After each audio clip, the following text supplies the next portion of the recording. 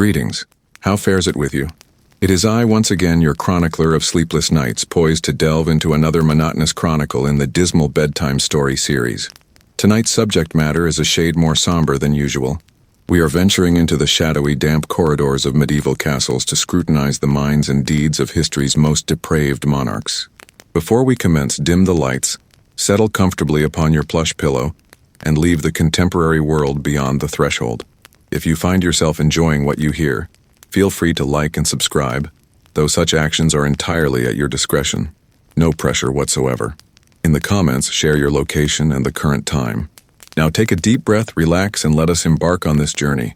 Envision a world illuminated solely by the flickering flames of candles and torches, a world where the sun's trajectory dictates the day, and nightfall brings with it a primal fear. This is the medieval era, an epoch we often romanticize, conjuring images of noble knights and fair ladies. Yet, the reality diverged significantly from the fairy tale. It was a world of squalor, disease, and almost unimaginable disparity. At the apex of this precarious pyramid sat the king, not merely a ruler, but a figure invested with divine right, a divinely appointed sovereign whose word was law and whose whim was a sentence. It is precisely here, upon this shaky throne of absolute power, that we establish our present encampment. We shall discuss what transpires when human nature, with all its flaws and dark desires, is granted unbridled authority. What becomes of a man's soul when his every desire, however wicked, can be indulged without consequence? The concept of absolute power in the medieval period was not merely a political theory. It was a living, breathing reality. The king was not simply the head of state. He was its embodiment. His body, the body politic, was sacrosanct and inextricably linked to the well-being of his realm. Yet he also possessed another body, the body natural, flesh and blood, susceptible to the same weaknesses, ailments, and vices as the lowliest peasant. It was within this collision of divine status and human fragility that monsters were born. Power, particularly when unrestrained, acts as a potent poison. It corrupts, distorts perception, and erodes the boundaries between right and wrong. For a medieval monarch, surrounded from birth by flatterers and sycophants, the world transformed into a hall of mirrors, where every reflection echoed his grandeur and infallibility. Envision the crucible of psychological pressure. On the one hand, the monumental burden of governing an entire populace rests upon your shoulders, encompassing the conduct of wars and the dispensation of justice. On the other, you are utterly bereft of anyone capable of uttering the word no. Your advisors cower in your presence, your courtiers grovel for your favor, and the church proclaims you heaven's chosen instrument. Any whim, any outburst of wrath, any dark fantasy could be instantaneously actualized. Desire to humiliate a powerful baron? Granted. Covet your vassal's wife? She is yours. Feel the urge to witness a man slowly tortured to death? The entertainment will be arranged. In such an environment, the seeds of cruelty, sadism, and perversion found the most fertile ground. This was not, of course, a universal constant. History boasts its share of wise, just, and pious monarchs, but the system was structured in such a way that it did not curb the basest impulses, but rather actively encouraged them. The absence of checks and balances we now consider axiomatic. Parliaments wielding genuine authority, an independent judiciary, a free press, meant that the king's sole constraint was his own conscience. And conscience, as is well known, is a remarkably pliable entity, especially when power, wealth, and carnal pleasures are at stake. The stage for our narratives is not merely the throne room, but also the royal bedchamber, the banqueting hall, the dungeon. These are the spaces where the monarch's public facade crumbles and his true self emerges. We shall observe how religious fanaticism could intertwine with extreme sexual licentiousness, how a refined appreciation for the arts could coexist with a thirst for blood, and how the pursuit of divine order could devolve into the chaos of sadistic tyranny. We will delve into the lives of kings whose names have become synonymous with brutality, such as John Lackland of England or Peter the Cruel of Castile. We will peer into the madness of Charles VI of France and explore the chilling tale of Gilles de Rais, who traversed the path from hero of the 100 Years' War to serial killer. We will also touch upon those whose perversions were subtler, concealed behind a facade of law and order like Philip IV, who destroyed the Templars for their riches. These stories are not merely a collection of gruesome anecdotes. They are an exploration of the very nature of power and its influence on the human psyche. They serve as a reminder that the world we inhabit today, with its laws, rights, and protections, did not materialize ex nihilo, built upon the rubble of bygone eras, when a single life held no significance against the whims of another adorned with a crown. This narrative unfolds. So as you lie in the sanctuary of your secure, warm bed, allow these tales of yesteryear to lull you. Let the contrast between their world and yours soothe your mind, for nothing is more soporific than the realization of how far we have journeyed from the days when monsters donned crowns and held dominion over the world. Breathe evenly. The cacophony of your modern existence fades. Only my voice remains echoing from the dark ages. Now that we have prepared the stage and contemplated the fertile ground for depravity, cultivated by absolute power, let us turn our attention to our inaugural character. His name is familiar to many, often through the legends of Robin Hood, wherein he is depicted as a greedy and incompetent usurper. Yet, as is often the case, reality was far more macabre and intricate. We speak of King John of England, who reigned from 1199 to 1216. His sobriquet, John Lackland, was bestowed upon him in his youth, owing to the fact that, unlike his elder siblings, he received no significant landholdings in France from his father, Henry II. This appellation, however, proved prophetic for his reign, during which he forfeited nearly all of the Plantagenet continental possessions. But it is not his political and military ineptitude that concerns us today, but rather his personal character, marked by traits that can, without exaggeration, be described as a perverted cruelty. John was a man who seemed to derive pleasure from the suffering of others. His cruelty was not always strategic or politically motivated. It was often petty, personal, and utterly disproportionate. He was a master of psychological humiliation. Envision a powerful baron, a proud warrior, invited to a banquet by the king, but instead of honor, the baron finds himself seated at the servants' table, or served spoiled food, while the king and his courtiers feast on exquisite delicacies. This was John's style. He reveled in the power that allowed him to humiliate with impunity those who by birth were almost his equals. He was notorious for his vindictiveness. Any suspicion of disloyalty, any grievance, real or imagined, could lead to horrifying consequences. One of the most infamous examples of his brutality is the story of the de Braos family. William de Braos was one of the king's intimates, but he fell from grace. When he defaulted on his colossal debt to the crown, John demanded his son as a hostage. William's wife, Matilda, in a moment of desperation, rashly declared she wouldn't entrust her children to a king who had murdered his own nephew. This was a pointed allusion to the dark rumors surrounding the disappearance of Arthur of Brittany, John's young rival for the throne, whom many believed John had personally eliminated. The king's reaction was swift and merciless. He initiated a manhunt targeting the entire family. William fled, but Matilda and her eldest son were apprehended. John ordered them incarcerated in the dungeons of Windsor Castle and deprived of both food and water. 11 days later, when the cell door was opened, the guards were confronted with a harrowing tableau. Matilda, having succumbed to starvation, had, in her final agony, sunk her teeth into her son's cheek, who was also deceased. This was not a matter of political exigency. It was pure, unadulterated brutality, an act of sadism designed to send a message to all others. His depravity also manifested in his sexual appetites. John was notoriously lecherous. He didn't simply maintain a bevy of mistresses, a common practice for monarchs of the era. He deliberately seduced or coerced the wives and daughters of his barons into cohabitation.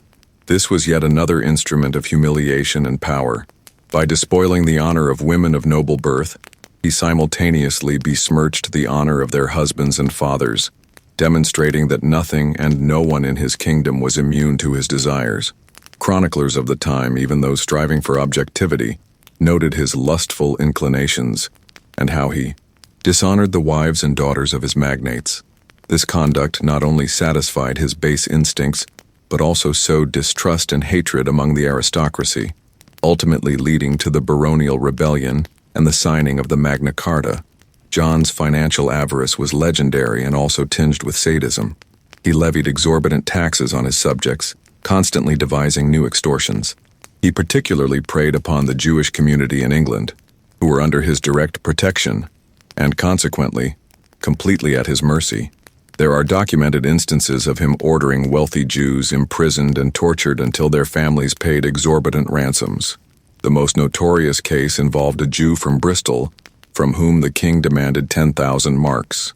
When he refused, John ordered that one of his molar teeth be extracted each day until he complied. Having surrendered his 7 teeth, the unfortunate man relinquished his funds. Again, this wasn't merely a collection of dues.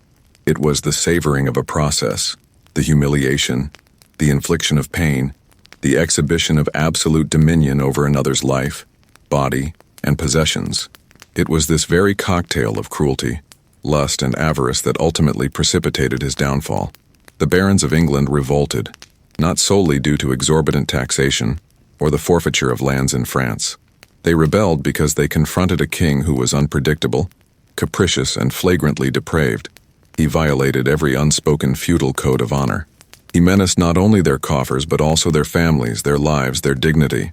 The Magna Carta, which he was compelled to sign in 1215, was not simply a document of rights. It was an attempt to bridle a monster, an attempt to declare that even the king, God's anointed, was subject to the law and could not govern based solely on his darkest impulses. So, as you drift off to sleep, contemplating John, do not envision a cartoon villain. Instead, picture a real man, whose breath likely reeked of bad wine and rotting teeth, whose eyes coldly assessed each person, seeking a weakness to exploit. Imagine the dread that enveloped the courtiers as he entered a hall.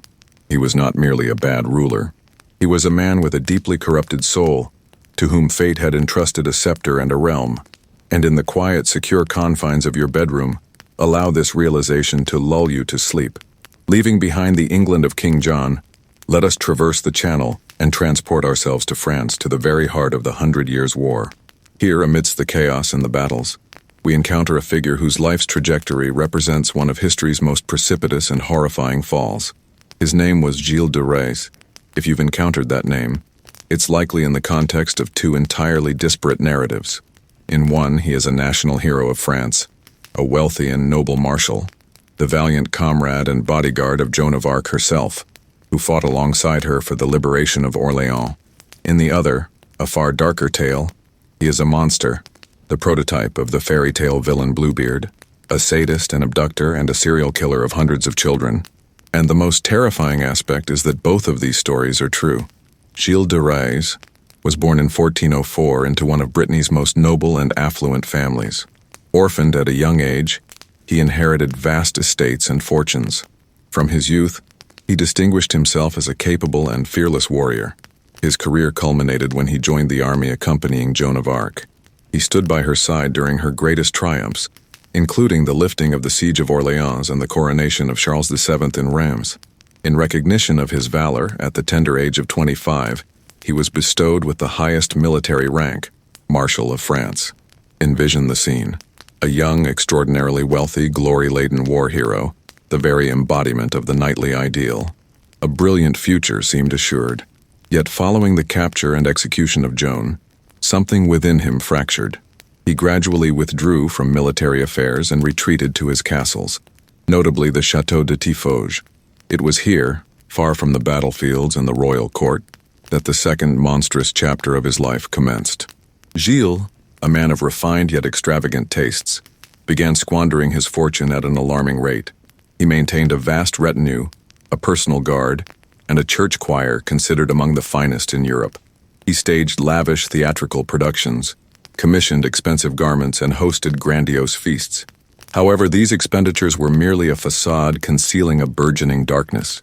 To offset his expenses, and, as he later avowed, in pursuit of arcane knowledge and power, Gilles de Rais turned to alchemy and demonology. He surrounded himself with dubious characters, alchemists promising to transmute lead into gold, and sorcerers claiming to be able to conjure demons such as Beelzebub. It was within this atmosphere of occultism and financial desperation that his depraved inclinations were unleashed. Demons, according to his accomplices, demanded sacrifices, and Gilles began to provide them. His agents scoured the surrounding villages, seeking out attractive children, primarily boys from impoverished families. They were lured to the castle under the pretense of employment as pages or servants. Parents, blinded by the prospect of their child's placement within the household of the great marshal, readily acquiesced. The children entered the gates of the Château de Tiffauges, never to be seen again. For nearly a decade, from 1432 to 1440, hundreds of children vanished without a trace in the region. Locals whispered in horror. But who would dare accuse the Marshal of France, the hero of Orléans? What transpired within the castle walls was unimaginable. According to his own confessions and the testimonies of his accomplices at trial, Gilles de Rais was not merely a murderer. He was a sadist who derived sexual gratification from the torture and murder of his young victims. He subjected them to exquisite torments, reveling in their fear and agony. He perpetrated acts of necrophilia upon their bodies. He was an aesthete of horror. By his own account, he derived pleasure from observing their death throes and comparing the color of their blood to the hues of their hair and skin. After satiating his monstrous desires, the children's remains were incinerated in fireplaces or discarded in the castle's cesspits. It was a conveyor belt of death, operational for years, concealed behind the walls of a grand castle and the renown of its owner. The demise of his atrocities did not come about due to an investigation into the disappearances of the children, but rather due to his hubris. In 1440, he quarreled with a priest over a land dispute and abducted him, an outright challenge to the church's authority. The Bishop of Nantes, already harboring suspicions regarding Gilles, seized upon this pretext to launch a full-scale investigation. When investigators began questioning witnesses under the church's protection, the dam of silence burst. Dozens of desperate parents came forward to testify about their missing children. Gilles' accomplices were apprehended and, under torture, revealed the horrifying truth. Gilles de Rais initially denied everything, but confronted with the threat of torture and irrefutable evidence, he crumbled and confessed to everything. The trial of Gilles de Rais was one of the most sensational proceedings of the 15th century. He was indicted by both ecclesiastical and secular courts on charges of heresy, sodomy, and murder. His detailed, cold-blooded confessions shocked the judges and all of France. He was sentenced to death by hanging and burning.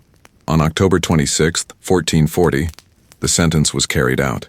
The hero of France ended his life as a condemned monster. The story of Gilles de Rais is a chilling reminder that evil can wear the most noble of masks.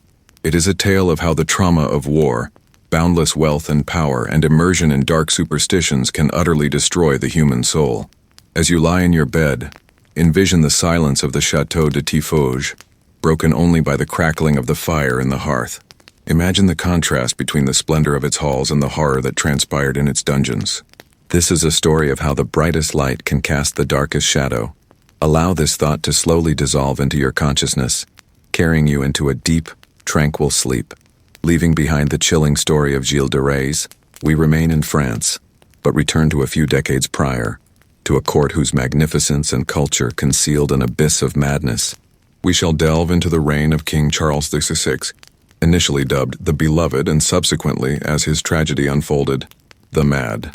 His tenure, commencing in 1380, serves as a stark illustration of how the mental infirmity of a single individual, vested with absolute authority, can plunge an entire kingdom into disarray, transforming his personal life into a stage for the exhibition of humanity's darkest proclivities.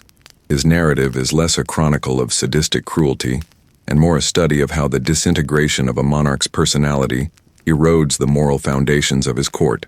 Charles VI ascended the throne as a child, demonstrating considerable promise in his youth. He possessed an appealing countenance, an athletic physique, a generous spirit, and initially exhibited an interest in matters of state. The populace held him in affection, and the early years of his independent rule appeared auspicious. However, a catastrophe occurred in 1392, during a military expedition to Brittany. On a sweltering August day, while traversing a forest, the king suddenly erupted in a fit of rage. He perceived himself to be under attack. Shouting, "Treason! At the enemy!" he drew his sword and assaulted his own knights, slaying several members of his retinue before being subdued. This was the inaugural episode of madness, marking the commencement of Charles's demise as both ruler and individual. From that point forward, his existence became a succession of bouts of insanity, interspersed with periods of lucidity. During the exacerbations, his condition was appalling. His most notorious delusion was the glass delusion.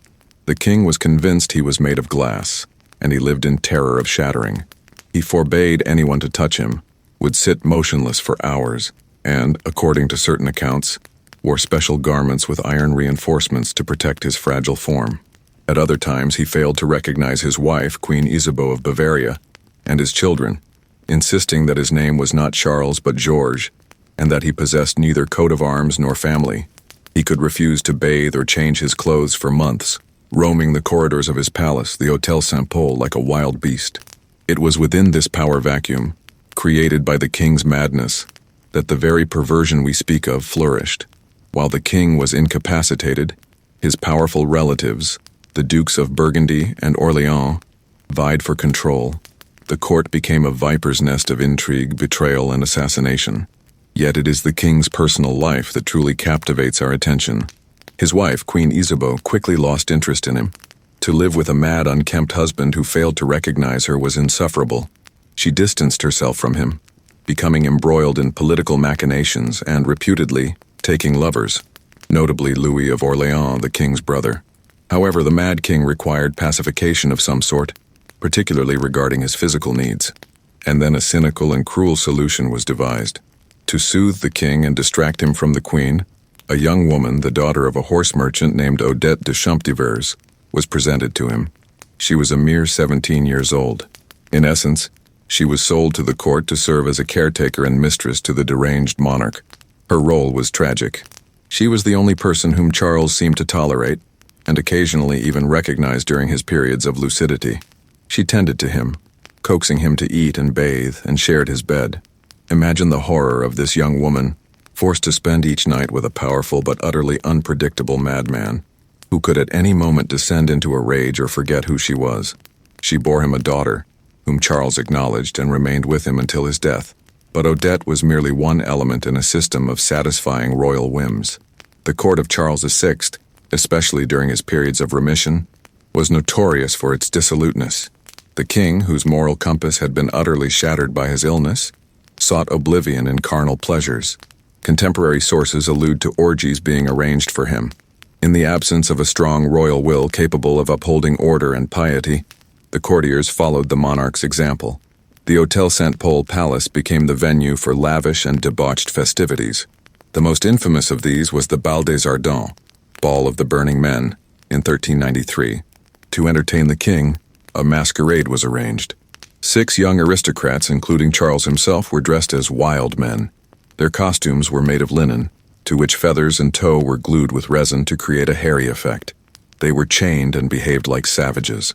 In the midst of the revelry, the king's brother, Louis of Orléans, and his uncle, the Duke of Berry, entered the hall with torches. They were inebriated, and unaware that the king was among the masqueraders, approached too closely to inspect them. A spark from a torch landed on one of the costumes. In an instant, all 6 burst into flames like candles, the hall filled with cries of agony. 4 of the aristocrats burned to death. 1 was saved by a friend who threw himself into a vat of water with him.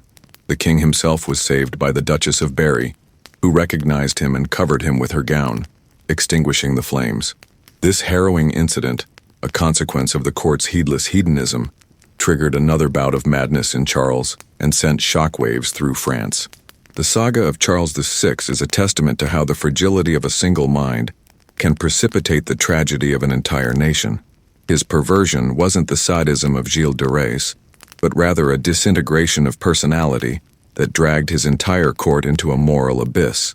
It was a world where insanity reigned supreme, where a young maiden was sacrificed to royal whims, and where reckless revelry culminated in fiery death. As you drift off to sleep, consider the silence that must have descended in the palace corridors following each fresh outburst of the king's fury. Ponder the fear and uncertainty that pervaded the lives of all those around him, and may the awareness of the order and predictability of your own life bring you peace and a restful slumber. For now, we shall leave the crowned heads with their personal tragedies and monstrous crimes and descend a step on the feudal ladder. For perversion and the abuse of power were not the exclusive preserve of kings.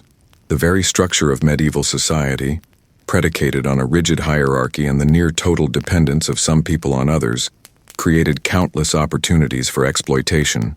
And nowhere was this more evident than in the relationship between the feudal lord, the baron, the knight, and his serf peasants. Today we shall broach a concept that both captivates the imagination and inspires revulsion, the so-called right of the first night, or as it is known in French, droit du seigneur. The idea is simple and abhorrent. The feudal lord possessed the legal right to spend the first night with the bride of any of his vassals or serfs. Envision the scene, as so often depicted in films and books. A young couple, perhaps in love, celebrates their wedding, a rare moment of joy in the harsh life of a peasant, and in the midst of the modest feast, the lord's steward, or the lord himself, appears at the door to claim the bride for the castle and deflower her, asserting his right to her body just as he asserts his right to her labor and the land upon which she lives.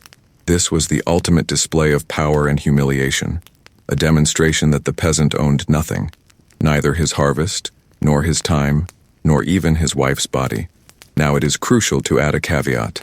Historians still fiercely debate whether the right of the first night existed as a formally established and widely enforced law. Direct legal documents explicitly stating, "A lord has the right to sleep with his vassal's bride," are exceedingly scarce. Many scholars posit that this is largely a myth, popularized during the Enlightenment and subsequently, to denigrate the Dark Ages and the feudal system. They contend that what truly existed was not a right over the body, but a right to money. There was the so-called fourmeriage or merchet, a tax a peasant had to pay their lord for permission to marry.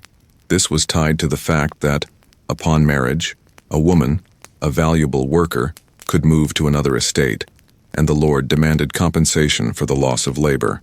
According to this theory, the droit du seigneur was a symbolic ritual. The lord might, as a gesture of his power, place his foot upon the marriage bed or demand a symbolic payment to relinquish his right. This was a humiliating, yet not literal practice. However, to reduce everything solely to money and symbols is to ignore human nature and the realities of medieval power. The absence of a law on paper does not equate to the absence of practice. In a world where a lord's power over the life and death of his serfs was nearly absolute, and a woman was considered property, first of her father, then of her husband, the idea that a powerful man could take what he wanted with impunity doesn't seem so far-fetched. Even if no formal right existed, the very structure of power made sexual exploitation not just possible, but banal and ubiquitous. A lord didn't need a specific law to compel a peasant woman to cohabit. He could threaten her husband, her father, her entire family. He could promise them benefits or, conversely, threaten ruin, flogging, or exile. Refusal could mean the loss of the tiny plot of land that fed the whole family, or the conscription of her husband into an endless war. In such a situation, the choices were few. For many women, it wasn't a choice but coercion, veiled in a thin pretense of consent. Rape committed by a lord could hardly be contested in court. Whose word would carry more weight, that of a noble knight or that of a dirty peasant woman? The answer is obvious. This exploitation was woven into the very fabric of daily life. Imagine a young woman working in the fields or serving in the castle kitchen. She is constantly in the sight of the lord, his sons, his nightly guests. She is vulnerable. Any of them could demand her services, and refusal carried the most dire consequences. That pervasive underlying dread was the constant companion of women of the lower echelons. It was a form of psychological terrorism, a stark reminder of their subjugated position in this brutal world. And it was not an aberration, it was the norm.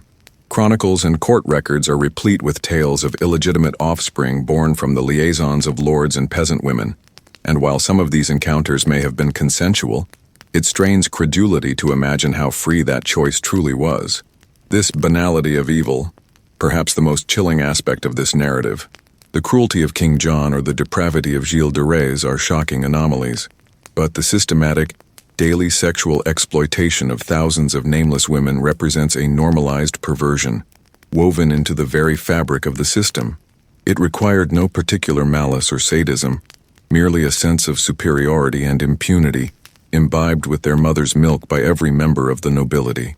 A lord who took a peasant woman to his bed likely did not believe he was doing anything wrong.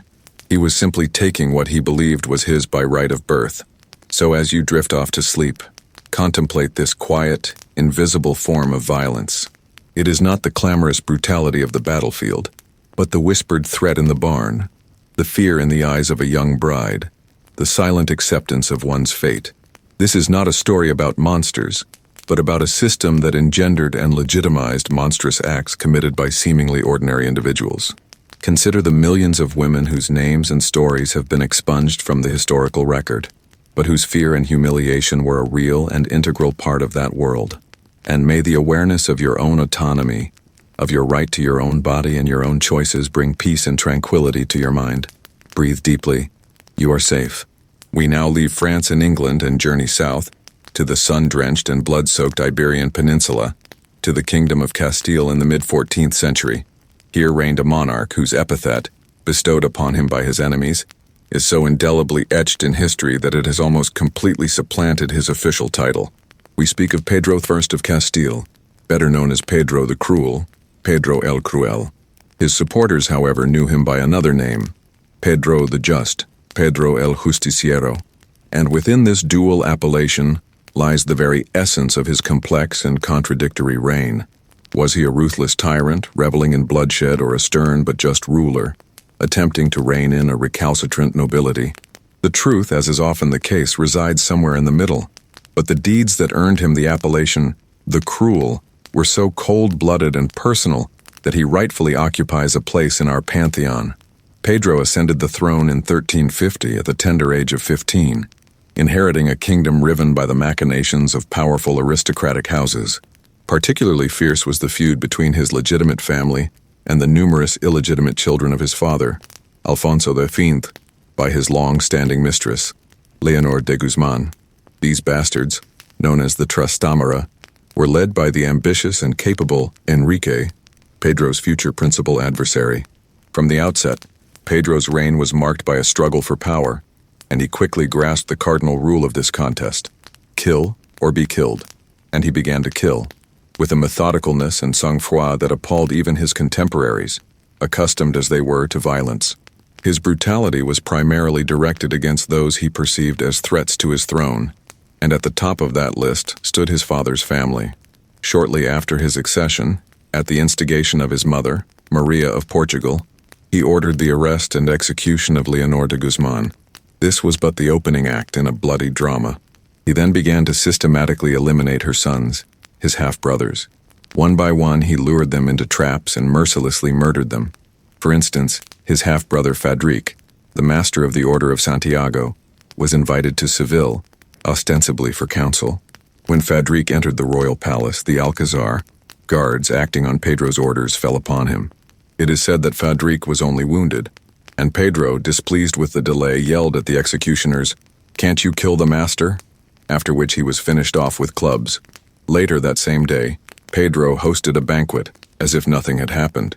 But his cruelty was not confined to political rivals. It was deeply personal and often aimed at members of his own family. His marriage to the French Princess Blanche of Bourbon became one of the most tragic stories of the era. Pedro, who was already passionately in love with his mistress, Maria de Padilla, married Blanche for political reasons. He abandoned her 3 days after the wedding.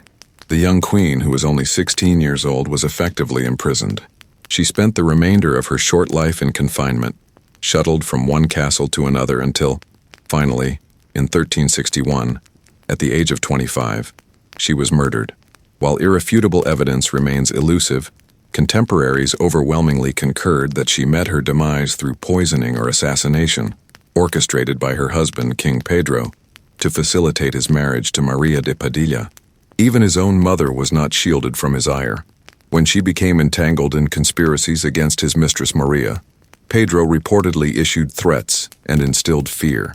He was a man for whom familial ties held no sway if they obstructed his authority or desires. His court lived in a perpetual state of apprehension. Any unguarded glance, any misspoken word could be construed as treachery, culminating in immediate and brutal retribution. He executed aristocrats, clergymen, and commoners alike. One archdeacon, having incurred his displeasure, was reportedly boiled alive.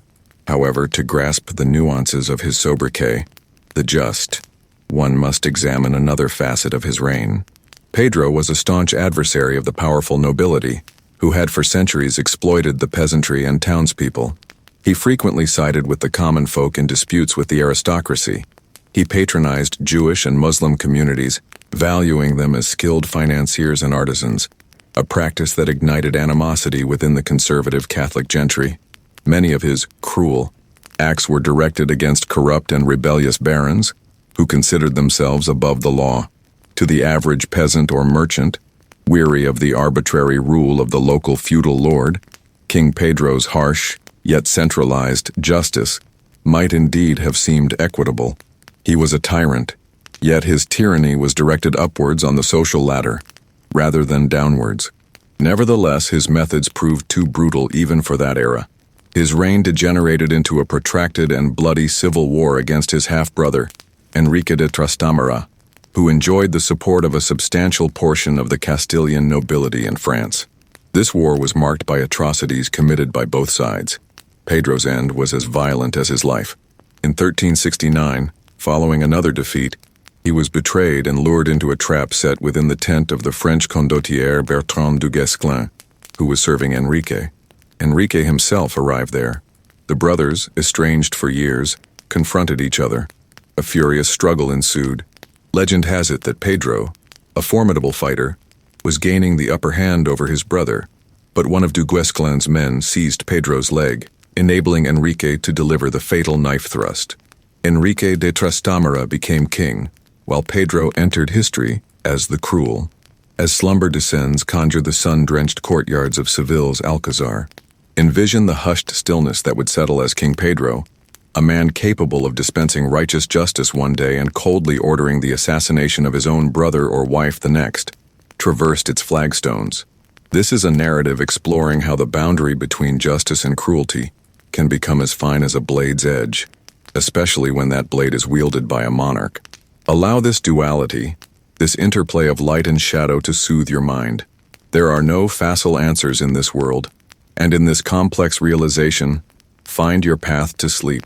We now traverse the Bay of Biscay once more and return to England, but this time to the dawn of the 14th century, long before King John. Here, we encounter a sovereign whose perversion, in the eyes of his contemporaries, lay not so much in sadistic brutality or madness, but in what was perceived as a corruption of royal dignity and order itself. We speak of Edward II, who reigned from 1307 to 1327. His tragedy is not the tale of a monster, but of a weak, perhaps unconventional in his affections, man whose obsession with his favorites led to scandal, civil war, and one of the most humiliating and brutal depositions in the annals of the English monarchy. Edward II was the antithesis of his father, Edward I Longshanks, a formidable, bellicose, and successful king. While the father was the embodiment of medieval machismo, the son exhibited from a young age an interest in unkingly pursuits, rowing, ditch-digging, roofing, and fraternizing with commoners. He disdained warfare and knightly tournaments, which in itself incurred the disdain of the martial English nobility. But this was not the primary issue. The central problem was his all-consuming, almost servile attachment to a man named Piers Gaveston. Piers Gaveston was a Gascon knight, witty, charming, but also arrogant and avaricious. He entered the entourage of the young Prince Edward and swiftly captured his heart. Their relationship was so intimate that most historians, both contemporary and medieval, consider them lovers. Edward showered Gaveston with honors, titles, and money with reckless abandon. Immediately upon ascending the throne, he bestowed upon Gaveston the title of Earl of Cornwall, a title traditionally reserved for members of the royal family. He ceded him crown revenues, appointed him regent of England while he himself journeyed to France to marry Isabella, the daughter of the French king. Chroniclers wrote with indignation that at his own wedding, Edward paid more attention to Gaveston than to his young bride, even gifting his favorite a portion of the jewels received as a dowry. For the powerful English barons, this was unbearable. The problem was not only or even primarily the king's possible homosexuality. The problem was that this Gascon upstart had been granted unlimited power. Gaveston reveled in his position. He had a sharp tongue and bestowed offensive nicknames upon the kingdom's most influential aristocrats.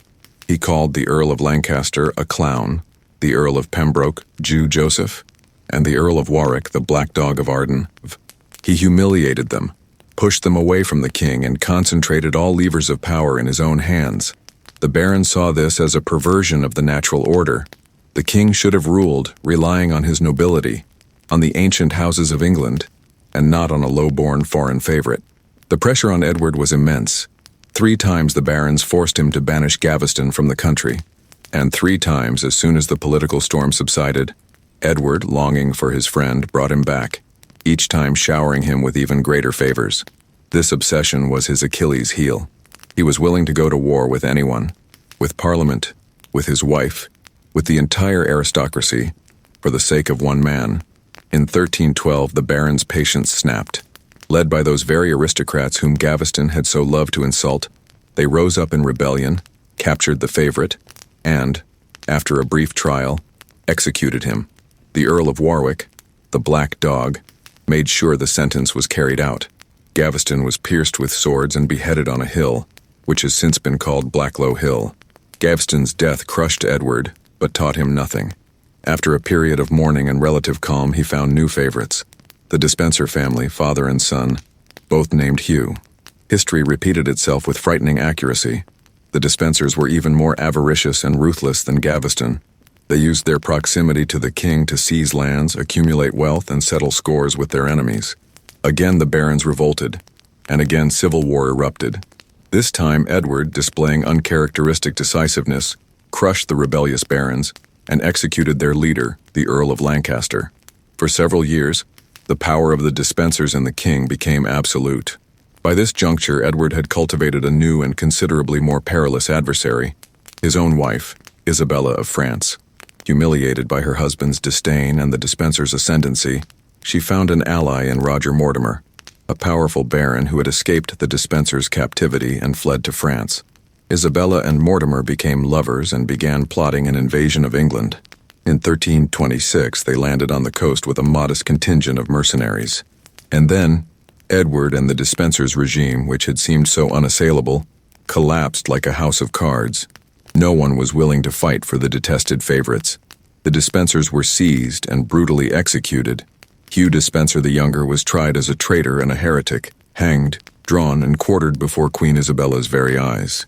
Edward II himself was compelled to abdicate in favor of his young son, Edward III.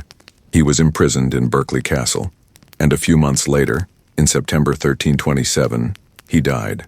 Officially, of natural causes, but virtually no one believed it.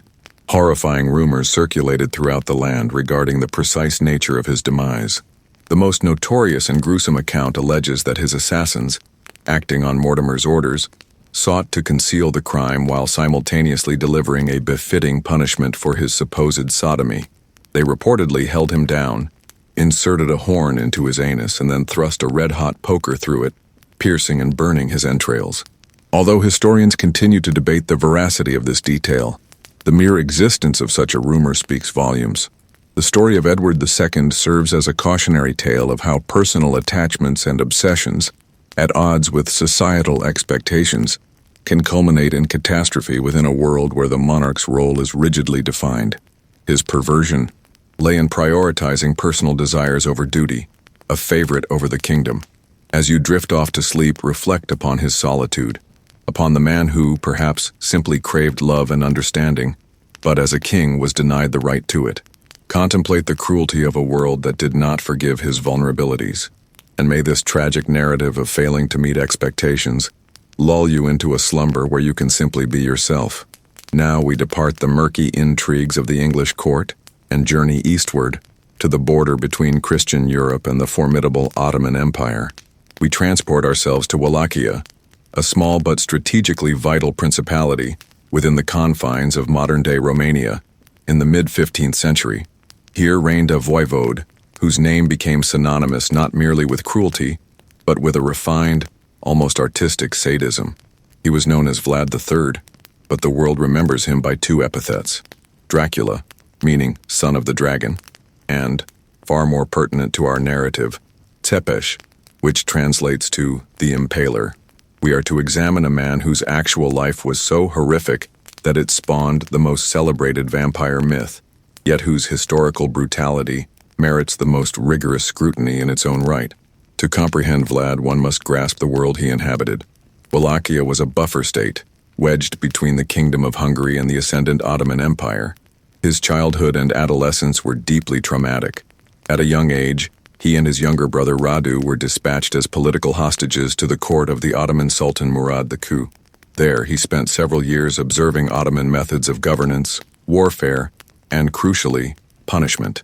He absorbed a culture where cruelty was not merely a flash of temper, but a calculated instrument of state policy, a means of instilling fear and absolute obedience. It was there, most likely, that he first witnessed the execution that would become his signature: impalement. This execution was not chosen arbitrarily. It was agonizing, protracted, and profoundly humiliating. The victim, often still alive, was slowly impaled upon a sharpened, greased stake, which was inserted through the anus or vagina. The stake was not too sharp to avoid immediate perforation of vital organs. Under the weight of their own body, the victim slowly slid down, the stake progressing through the entire body, exiting through the shoulder, chest, or mouth. The agony could last for hours, sometimes even days. Vlad Tepes perfected this torture. He employed stakes of varying heights to denote the rank of the condemned, creating entire forests of dying individuals. Upon returning to Wallachia and seizing the throne, Vlad began to wield terror as his primary instrument of governance. His objective was to forge a strong centralized state, free from the squabbling of the boyars, the local aristocracy, and Ottoman influence. And the methods he employed to achieve this were truly draconian. One of the most infamous accounts recounts how he decided to address the problem of poverty and vagrancy in his capital, Târgoviște. He summoned all the beggars, vagrants, and the infirm to a grand feast, feeding and plying them with drink to excess, and then inquired whether they wished to be forever rid of their suffering. When those present readily assented, Vlad commanded the doors and windows of the hall to be sealed shut and set ablaze. They all perished in the conflagration. According to Vlad, he did this so that no one in his lands would be indigent. His cruelty towards the boyars was equally methodical. He loathed them for the betrayals that had cost his father and elder brother their lives. On Easter Sunday in 1459, he invited numerous boyar families to a feast. Following the banquet, he arrested them all. He ordered the elders impaled directly outside the walls of his castle. The young and robust, including their wives and daughters, were conscripted into forced labor to construct his notorious Poinari castle. They were compelled to toil until utterly exhausted in their festive attire, which was reduced to rags. Many perished during the construction. However, it was his actions during the war with the Turks that brought him the most gruesome renown. When Sultan Mehmed II, the conqueror of Constantinople, invaded Wallachia with a vast army, Vlad employed scorched earth tactics and guerrilla warfare.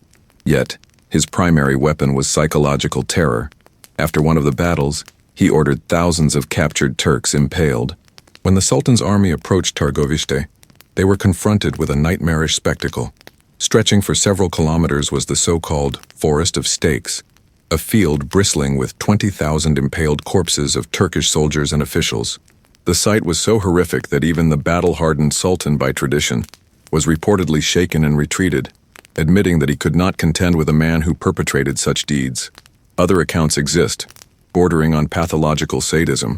It is said that he enjoyed dining amidst a forest of stakes, relishing his meals while listening to the screams and groans of the dying. On one occasion, when Turkish ambassadors arrived and refused to remove their turbans in his presence, citing their custom, Vlad assisted them in adhering to the custom, ordering their turbans to be nailed to their heads. Another tale recounts a faithless wife whom he asked if her husband was satisfied with her. When she replied that her husband complained about her short chemise, Vlad ordered her abdomen pierced with a sword to demonstrate the appropriate length of the garment.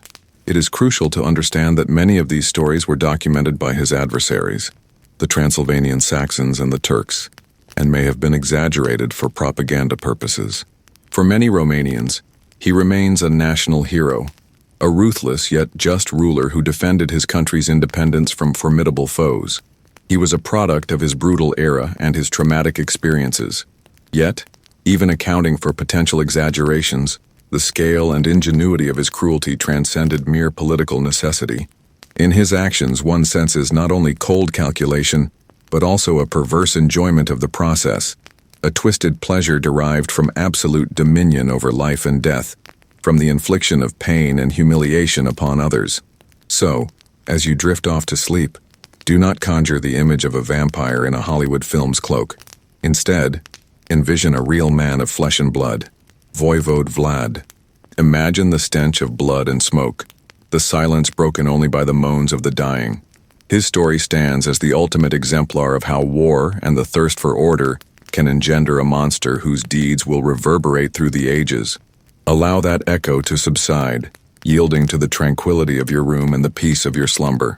Until now, we have discussed secular rulers, kings, princes, and lords, whose power, though deemed divinely ordained, remained firmly terrestrial. Now, however, we shall turn to the very heart of the spiritual authority of Western Christendom, Rome. We shall transport ourselves to the late 15th century, the Renaissance, an era of great artists like Michelangelo and Leonardo da Vinci, but also a time of unprecedented corruption, intrigue, and depravity, with the Papal See as its epicenter. And no family embodies this dark side of the Renaissance so vividly as the Borgias, particularly Pope Alexander VI. His pontificate is a chronicle of how the holiest office in the Christian world was transformed into an instrument for the gratification of a single family's inordinate greed, lust, and ambition. Rodrigo Borgia, who ascended to the papal throne as Alexander VI in 1492, was a man of his time, intelligent, charismatic, energetic, and utterly devoid of moral scruples. His election as pope was a triumph of simony, the purchasing of ecclesiastical offices. He simply bribed a majority of the cardinals, distributing money, land, and advantageous positions. From the outset, his reign was not directed toward the spiritual edification of his flock, but rather towards the enrichment of himself and, most importantly, his numerous illegitimate children. Unlike other popes, who also had children but sought to conceal them, Alexander VI made no secret of his progeny. He openly acknowledged them, showered them with titles, and leveraged papal power and the treasury to advance their interests. His children, born by his long-standing mistress Vanozza de Catane, Cesare, Juan, Lucrezia, and Geoffrey, became the principal instruments of his policies. Each played a crucial role in the grand scheme to establish a Borgia dynasty that would dominate central Italy. Juan, the father's favorite, was destined for military leadership. Cesare, cold and calculating, was made a cardinal against his will, his talents lying elsewhere. The exquisite Lucrezia was the ultimate pawn, her marriages serving as instruments of political alliances that were dissolved with the same ease with which they were forged, often with tragic consequences for her husbands. The papal court under Alexander VI became a nexus of opulence and depravity, shocking even a Rome that had seen it all. Persistent rumors circulated of orgies taking place directly within the apostolic palace. The most scandalous episode, known to history as the Banquet of Chestnuts or the Ballet of Chestnuts, was described by papal master of ceremonies, Johann Burchard. According to his account, on October 30th, 1501, Cesare Borgia hosted a dinner in his Vatican chambers to which 50 respectable prostitutes were invited. Following the dinner, the courtesans danced naked with the servants and guests. Chestnuts were then scattered on the floor and the nude courtesans crawled on all fours collecting them, while the Pope, Cesare, and Lucrezia observed the scene. Prizes, silk tunics, shoes, and other gifts, were announced for the men who could enjoy the most of these prostitutes. The veracity of this account is disputed by some historians who consider it anti-papal propaganda. However, the mere fact that such a rumor could emerge and gain widespread circulation speaks volumes about the atmosphere that prevailed at the Borgia court. Beyond sexual licentiousness, the family was accused of far more heinous sins. Rumors of incestuous relationships abounded. It was alleged that Alexander VI cohabited with his own daughter Lucrezia, and that Cesare, who murdered his brother Juan, most likely out of jealousy for his position and influence, did so in part because he also desired his sister. These rumors may well have been slander, but they reflected the general perception of the Borgia family as a clan that flouted all divine and human laws. The Borgia's primary weapon, according to their enemies, was poison. Cantarella, as rumor had it, was the name of their family poison, purportedly arsenic-based. employed for the elimination of inconvenient cardinals and aristocrats. The modus operandi was straightforward. A wealthy cardinal would be invited to dinner, plied with poisoned wine, and upon his demise the Pope would confiscate his assets and sell his vacated position to a new aspirant.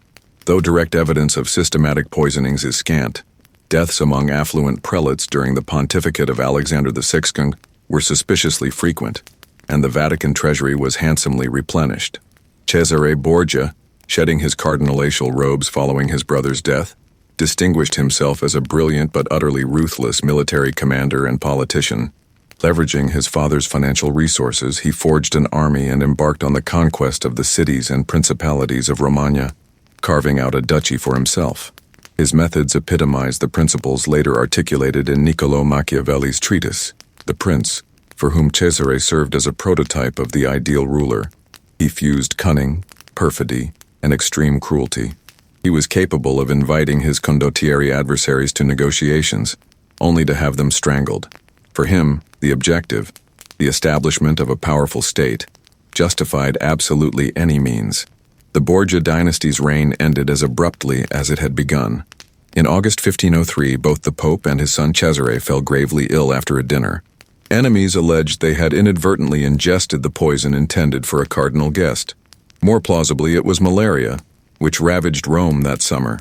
Alexander VI, 72 years of age, perished, his body, according to eyewitness accounts, rapidly bloating and turning black, which only reinforced the rumors of poisoning.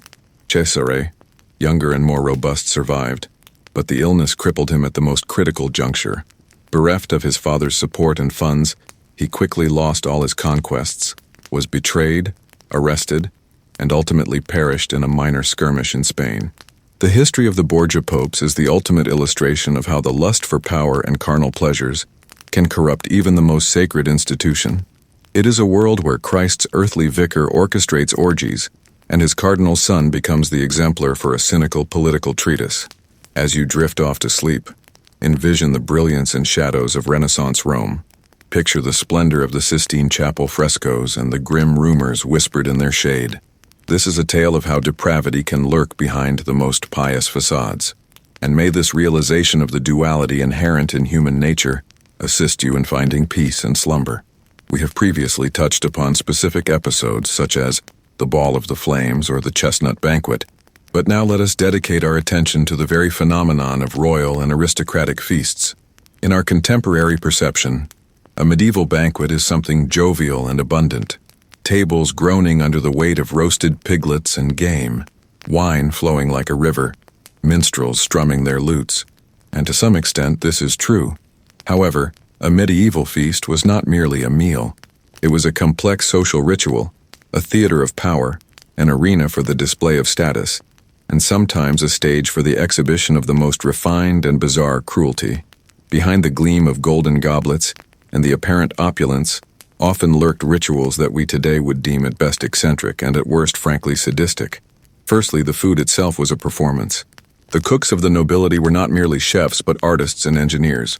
Their task was not only to nourish, but to astonish, shock, and captivate the imagination of the guests. One of the most popular entertainments were the so-called entremets, dishes or entire spectacles served between the main courses. Initially, these were simply artfully decorated delicacies, but over time, they became increasingly elaborate and theatrical. For example, a cook might prepare a peacock or a swan, carefully removing its feathered skin, roasting the meat, and then redressing the bird in its plumage and presenting it as if it were alive. Sometimes a sponge soaked in camphor was placed in its beak and ignited, so that the bird would breathe fire. But this was only the beginning. The most extravagant entremet blurred the line between food and entertainment. Imagine a massive pie being brought into the hall. When it was cut, the filling did not spill out, but rather a flock of live birds burst forth, fluttering about the vaulted ceiling, causing delight and pandemonium. Or even more bizarrely, a dwarf jester might leap out of the pie and begin to dance on the table. At a celebrated feast hosted by Philip the Good, Duke of Burgundy in 1454, one of the entremets featured an orchestra of 24 musicians playing inside a giant pie. These performances were a demonstration of the host's wealth and power. Behold, I am so wealthy that I can afford to bake living creatures or an entire orchestra into a pie simply for your amusement.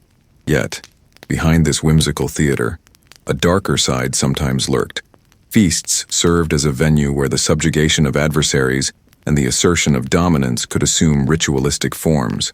When a formidable foe was vanquished and executed, their head might be presented on a platter during the feast, the ultimate emblem of triumph.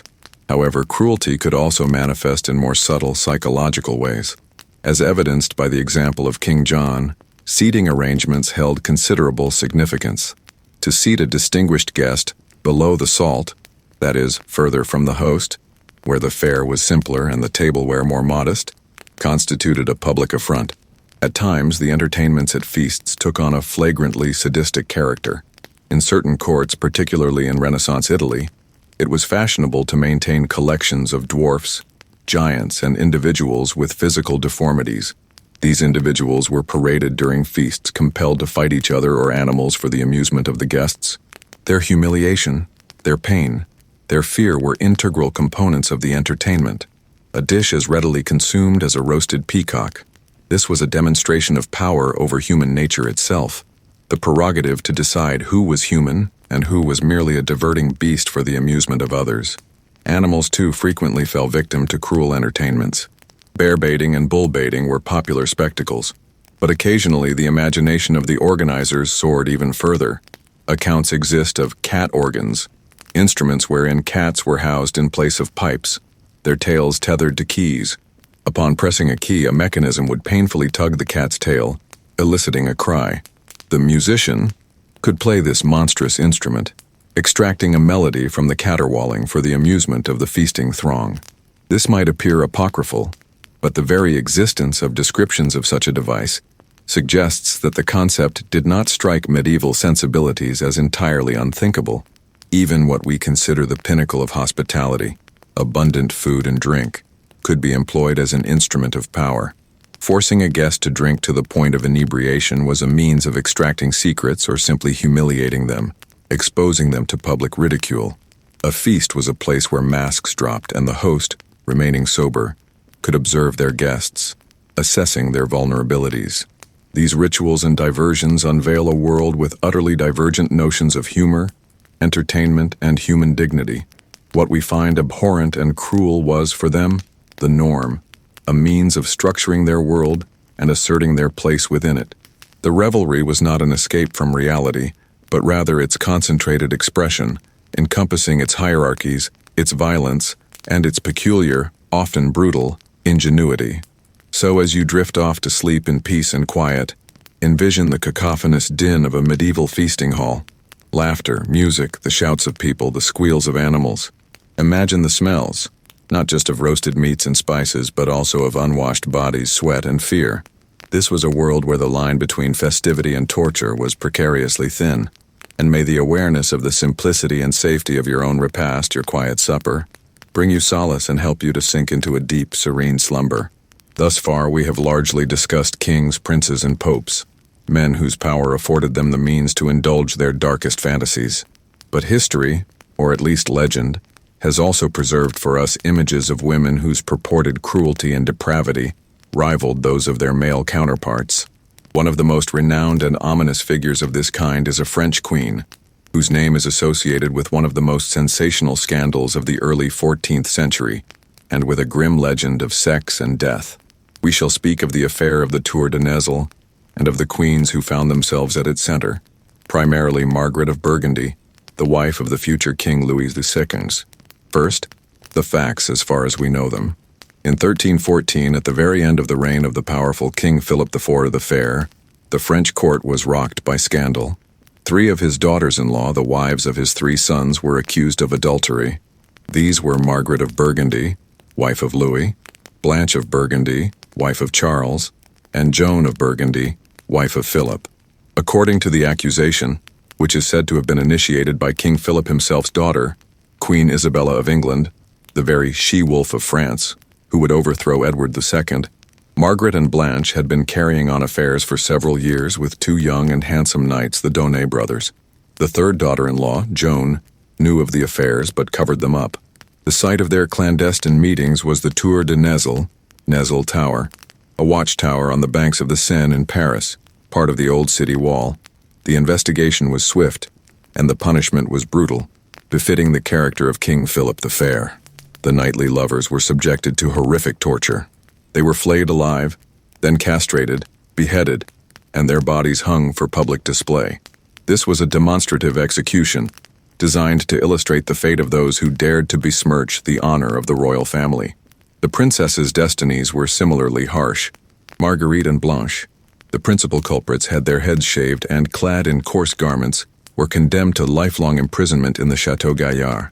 Their conditions of confinement were appalling. Marguerite perished in captivity within a year, ostensibly from tuberculosis, though suffocation was also rumored. Blanche endured many years in prison before being permitted to enter a convent. Jeanne, whose culpability was lesser, was pardoned by her husband, and later ascended to the throne of France. This comprises the historical backdrop. And now, the legend commences. Popular lore, perpetually susceptible to scandal and horror, was not sated by the simple narrative of marital infidelity. It seized upon the image of the adulterous queen and transformed it into something far more monstrous. The legend, which ultimately coalesced centuries later in particular, thanks to Alexandre Dumas's celebrated play, conflated all these women into a singular figure of a bloodthirsty and insatiable queen, typically identified as Marguerite, who utilized the Tour de Nesle for her orgies. According to this legend, the queen was not merely an unfaithful wife. She was a sexual predator with an unquenchable appetite. Each night, she commanded her servants to bring young and handsome men to the tower, often students or chance passers-by. She would spend the night with them, replete with passion and pleasure. But at dawn, to safeguard her secret, she would order the murder of her one-time lovers. Their bodies were cast, in sacks, into the Seine from the tower's apex. Thus, night after night, the river bore away the evidence of royal depravity. The tower became a place Parisians shunned, a sinister symbol where love and death were inextricably intertwined. This legend possesses all the elements of a Gothic novel: forbidden passion, secrecy, cruelty, and a powerful, depraved woman. The archetype of the femme fatale, who ensnares men and destroys them, was incredibly popular. The legend of the Tour de Nesle is one of its most vivid medieval prototypes. It reflects the deep-seated fear of female sexuality ingrained within patriarchal culture, particularly the sexuality of women wielding power. While male lust, as exemplified by King John, was condemned, it was nonetheless perceived as almost natural. Female lust, however, was deemed monstrous, diabolical, leading to chaos and destruction. How much truth resides in this legend? It is almost certainly a fabrication. There is no historical substantiation to corroborate the serial murders attributed to the Tour de Nesle. It is a fabrication of popular imagination, embellishing a genuine scandal to the point of utter distortion. However, much like the droit du seigneur, the legend reveals less about actual events and more about the prevailing mentality of the era. It illustrates the fears and fantasies that grip the collective consciousness. Furthermore, it demonstrates how readily a woman's history, even that of a queen, can be rewritten and perverted, transforming her from a victim of a brutal political system, for her marriage was one of dynastic convenience, not love, into a bloodthirsty monster. The true story of Marguerite of Burgundy is tragic enough without any embellishment. A young woman, married for political expedience to a man who would become king, seeking love and solace elsewhere, and paying for it with her freedom and her life. Her crime was not murder, but the transgression of the cardinal law for a woman of her station. Her body did not belong to her, but to the dynasty. Her infidelity cast doubt upon the legitimacy of her offspring and consequently the entire order of succession. For this, she was punished with such exemplary cruelty. Thus, as you drift off to sleep, contemplate the two iterations of this narrative: the grim legend brimming with passion and horror, and the quiet, melancholic reality. Consider the Tour de Nesle, looming over the dark waters of the Seine. Was it a stage for monstrous crimes, or merely a venue for clandestine meetings between two lovers whose story ended in tragedy? The legend stirs the imagination, but reality prompts reflection on the price women paid for their feelings in a world where they possessed no agency. And may this contemplation of the boundary between myth and reality transport you into the realm of dreams. Now, we return to England, but to a different era, the 16th century, the time of the Tudors. Here enters perhaps the most renowned English monarch, a figure so colorful and contradictory that he continues to dominate the popular conception of English history. We speak of Henry VIII. At first glance, he may not seem entirely fitting for our list of perverted kings.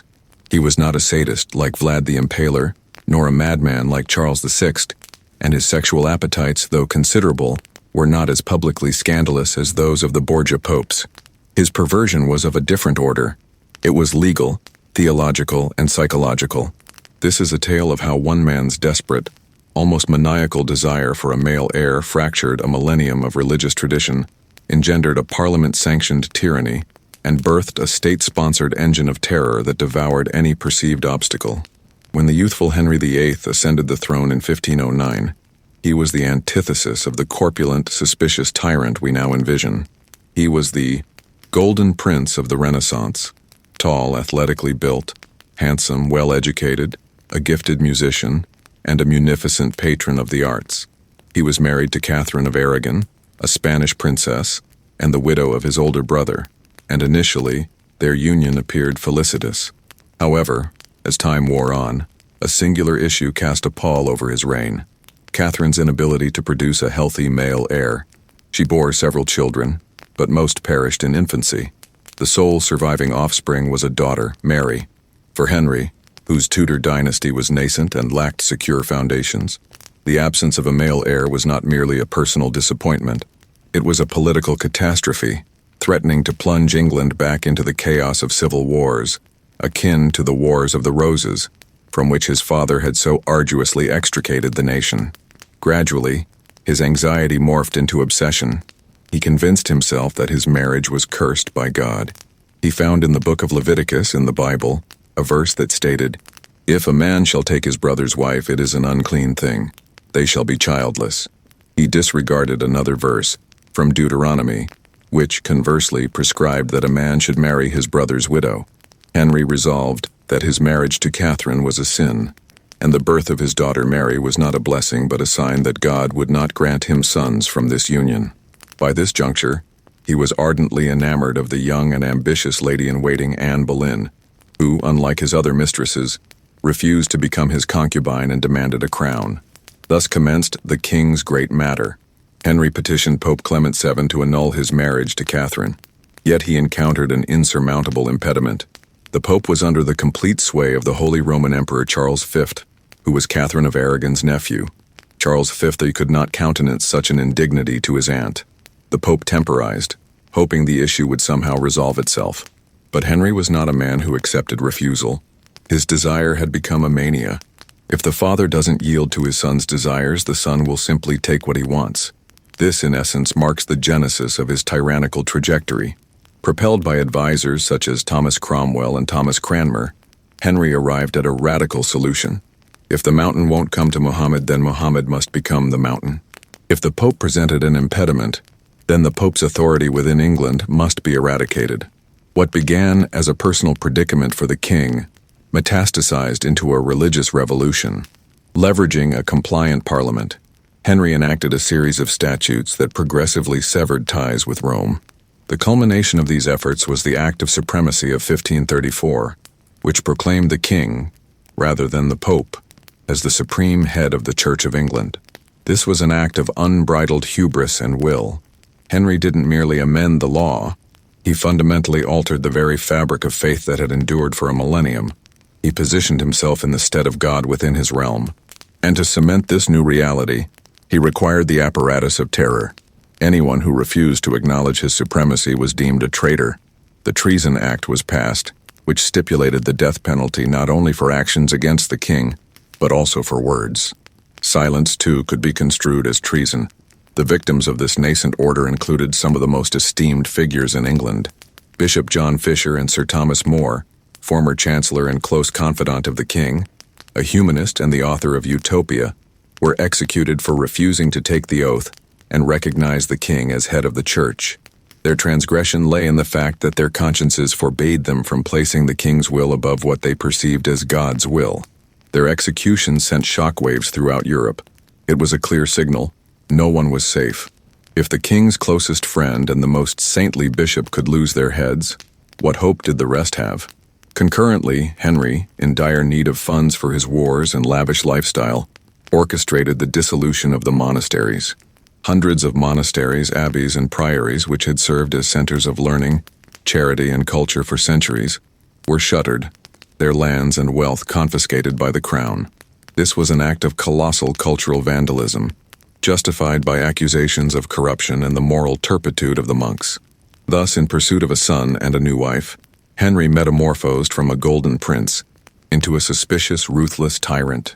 His perversion resided in the fact that he twisted the law itself, religion itself, to vindicate his desires.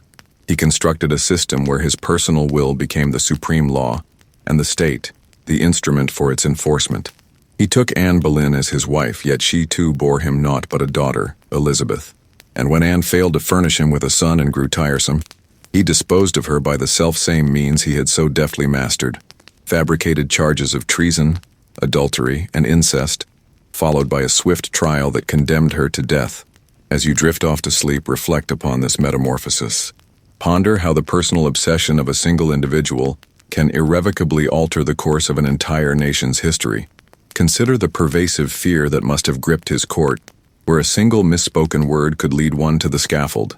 This is not a tale of a monster reveling in carnage, but of a monster who wields a pen to sign death warrants, justifying them with law and theology. And may the realization that you inhabit a world where law and faith are not mere playthings in the hands of one man afford you a deep and untroubled slumber. We often fixate on the villainy of adult monarchs who deliberately abused their power. However, in medieval and early modern European history, another particularly insidious circumstance regularly engendered cruelty and chaos: the accession of a child to the throne. When a king died, bequeathing a minor heir, a boy or even an infant, the kingdom entered a perilous interregnum known as a regency. The power formally resided with the young king, but in actuality it was wielded by a regent or a regency council. This situation, where power was immense but not legitimized by the ruler's own blood, created the perfect conditions for the most ruthless political machinations, corruption, and a perversion of cruelty, often directed at the young monarch himself. Envision the plight of a child king. He dwells within a gilded cage. He is addressed as Your Majesty, and knees buckle before him, yet he possesses no real authority. He is surrounded by adults, uncles, cousins, powerful aristocrats, who smile to his face but are locked in a deadly struggle behind his back, vying for control of him and his kingdom. He is not a person, but a symbol, a living scepter to be seized. His childhood is stolen. Instead of play, he attends endless council meetings. His education is less about the acquisition of knowledge and more about political indoctrination. His every move is monitored, and his every friend meticulously vetted by the regent. It is an atmosphere of utter distrust and paranoia that could break even the strongest adult, let alone a child. Regents who gained power were often the most ambitious and merciless members of the royal family, typically the young king's uncles. Their position was precarious. They ruled in the king's name, but they knew that once he reached maturity, their power would evaporate. This spawned two primary temptations. The first was to use the regency to amass maximum personal wealth, distributing lands and titles to their adherents and plundering the treasury. The second, a far darker temptation, was to ensure that the young king never reached adulthood. History is replete with examples of such evil uncles. The most textbook case, which has become an archetype, is the story of the English King Edward V and his brother Richard, the Dukes of York. In 1483, following the death of their father, King Edward IV, 12-year-old Edward V was slated to inherit the throne. His uncle, Richard, Duke of Gloucester, was appointed Lord Protector of the realm. Richard acted with swiftness and decisiveness. He intercepted the young king en route to London, arresting and executing his closest maternal relatives. Subsequently, he sequestered Edward and his 9-year-old brother in the Tower of London, ostensibly for their safety pending the coronation. But the coronation never transpired. Instead, Richard orchestrated a propaganda campaign, declaring his late brother's marriage invalid and his children illegitimate. Following this, Parliament requested that Richard himself assume the throne, and he became King Richard III. As for the two young princes in the tower, they simply vanished. They were never seen again. Although direct evidence is lacking, the overwhelming majority of historians are convinced that they were murdered on the orders of their uncle, who could not feel secure while legitimate heirs remained.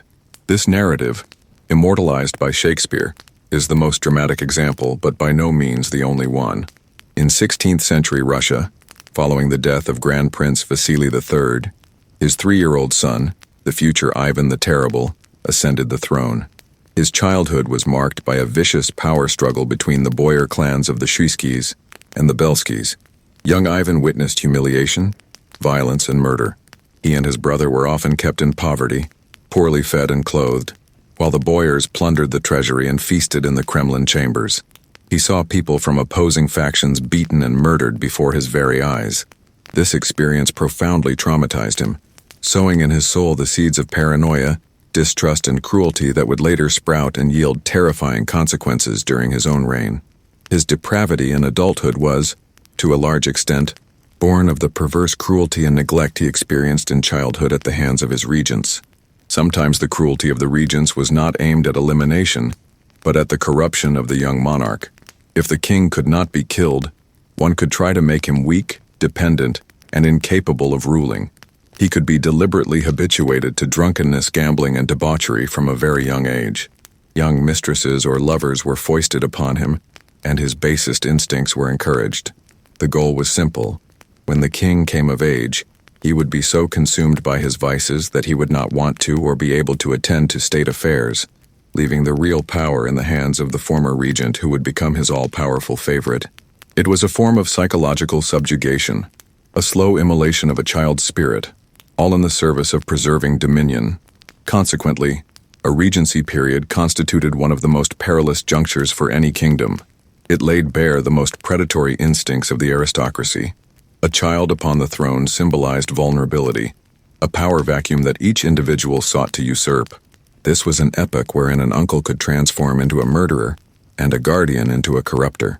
As you drift off to sleep, contemplate these solitary children, ensconced upon colossal thrones within frigid halls. Ponder the fear and bewilderment that flickered in their eyes. Their narratives serve as a stark reminder that the most defenseless are frequently victimized by the grandest ambitions. It is a chronicle of how the lust for authority can compel adults to forsake empathy, transmuting childhood into an inferno. And may the cognizance of the security and protection that envelop the children in your world afford you serenity and tranquility. Now let us turn our attention to one of the most somber and reprehensible phenomena in European history, which, while reaching its zenith in the early modern period, had roots that extended deep into the Middle Ages. We are speaking of the Great Witch Hunt. In our collective consciousness, this event is often associated with mass hysteria, religious fanaticism, and the superstitions of benighted, uneducated peasants. And indeed, all of this certainly played a role. However, to reduce the witch hunt solely to these factors is to overlook a crucial aspect: its cynical exploitation as an instrument of state power. Monarchs and rulers, from local lords to kings and emperors, were quick to realize the potent resource that an accusation of witchcraft represented. It provided a means of eliminating political adversaries, confiscating property, and consolidating their authority under the guise of piety and the struggle against the forces of evil. Accusations of witchcraft were the perfect weapon, as they were virtually impossible to refute. How could one prove that they had not flown to a sabbat, made a pact with the devil, or cast a curse on a neighbor's cow? The crime was, by its very nature, supernatural, and thus the evidence could be as well. Testimony extracted under torture, witch marks, any mole or scar on the body, dubious.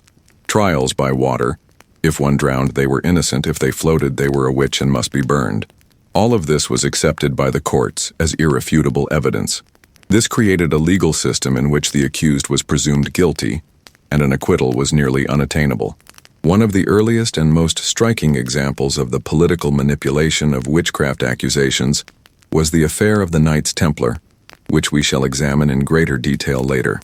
King Philip IV of France, wishing to seize the order's wealth, accused the knights not only of heresy but also of witchcraft, the worship of the demonic idol Baphomet, and other occult crimes. These accusations helped him to turn public opinion against the order and justify its brutal eradication. But this was merely a prologue. As Europe entered the era of the Reformation and religious wars, the witch hunt became a convenient instrument for monarchs seeking to consolidate their power and impose religious uniformity. By accusing their subjects of witchcraft, a ruler demonstrated their piety and zeal in defending the faith. This allowed them to portray themselves as the protectors of their people against the machinations of Satan, which significantly bolstered their authority. The attribution of witchcraft frequently served as a convenient explanation for personal or governmental setbacks. For instance, in late 16th century Scotland, King James VI, later to become King James I of England, became fixated on the notion of witch-related conspiracies. In 1589, his betrothed, Anne of Denmark, was en route to Scotland, but her vessel was beset by a violent storm and forced to seek refuge in Norway. James, journeying to meet her, also encountered severe weather. Rather than attributing these misfortunes to inclement conditions, the king and his advisors concluded that the storms were the result of witchcraft, thereby precipitating the infamous North Berwick witch trials.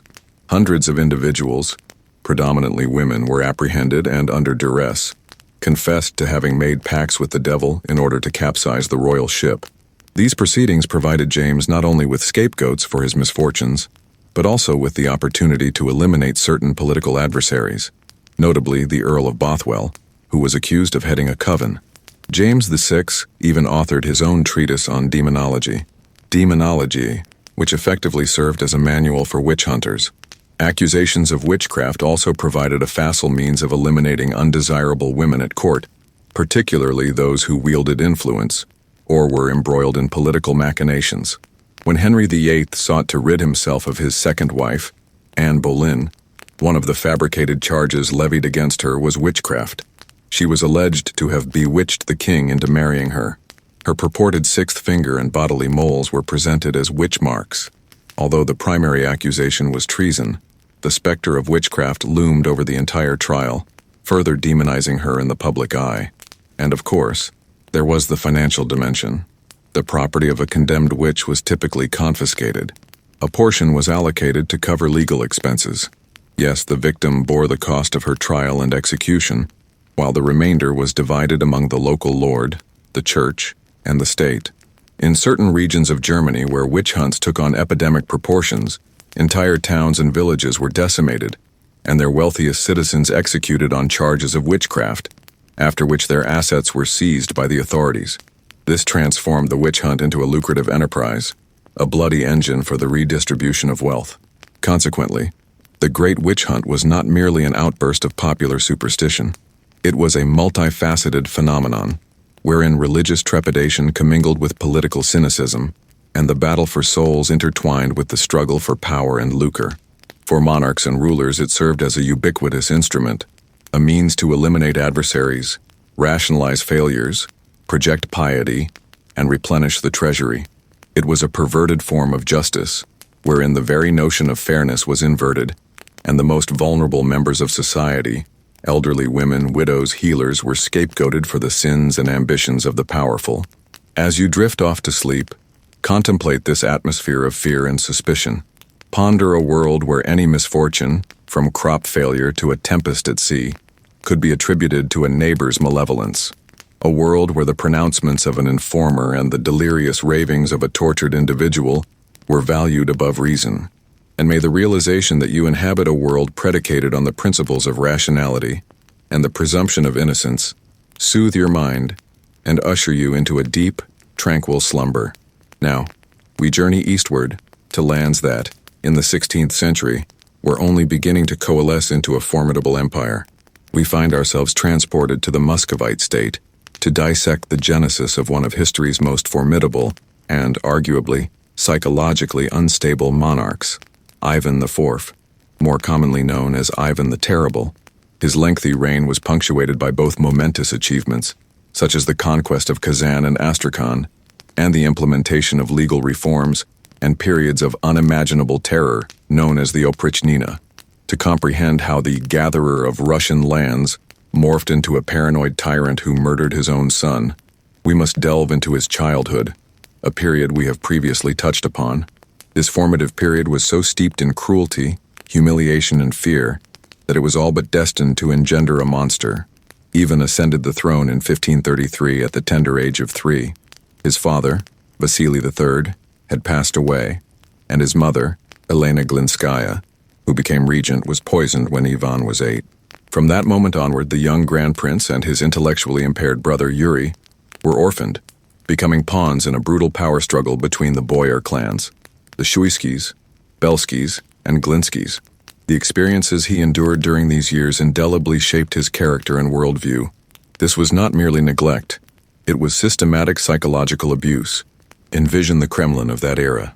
It was not the majestic tourist attraction it is today, but a somber, constricted fortress, replete with shadowy passageways and hidden chambers, where conspiracies festered in every corner.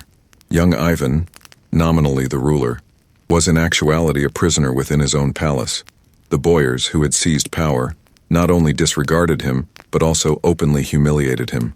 They would barge into his chambers, feast before his eyes, and pilfer the treasures of his ancestors from the treasury. Ivan himself later recalled in his letters how he and his brother were kept in squalor, treated like beggars and poorly fed and clothed. He witnessed his few friends and loyal servants being led away and murdered. He lived in constant fear for his life, unsure of whom he could trust. But humiliation was only one facet of the coin. The other was the brutality he witnessed and absorbed daily. The boyar feuds were not quiet palace intrigues. They were bloody confrontations. He observed people being beaten, tortured, and executed right in the Kremlin courtyard. Violence became normalized for him, the only method he knew for resolving issues and asserting power.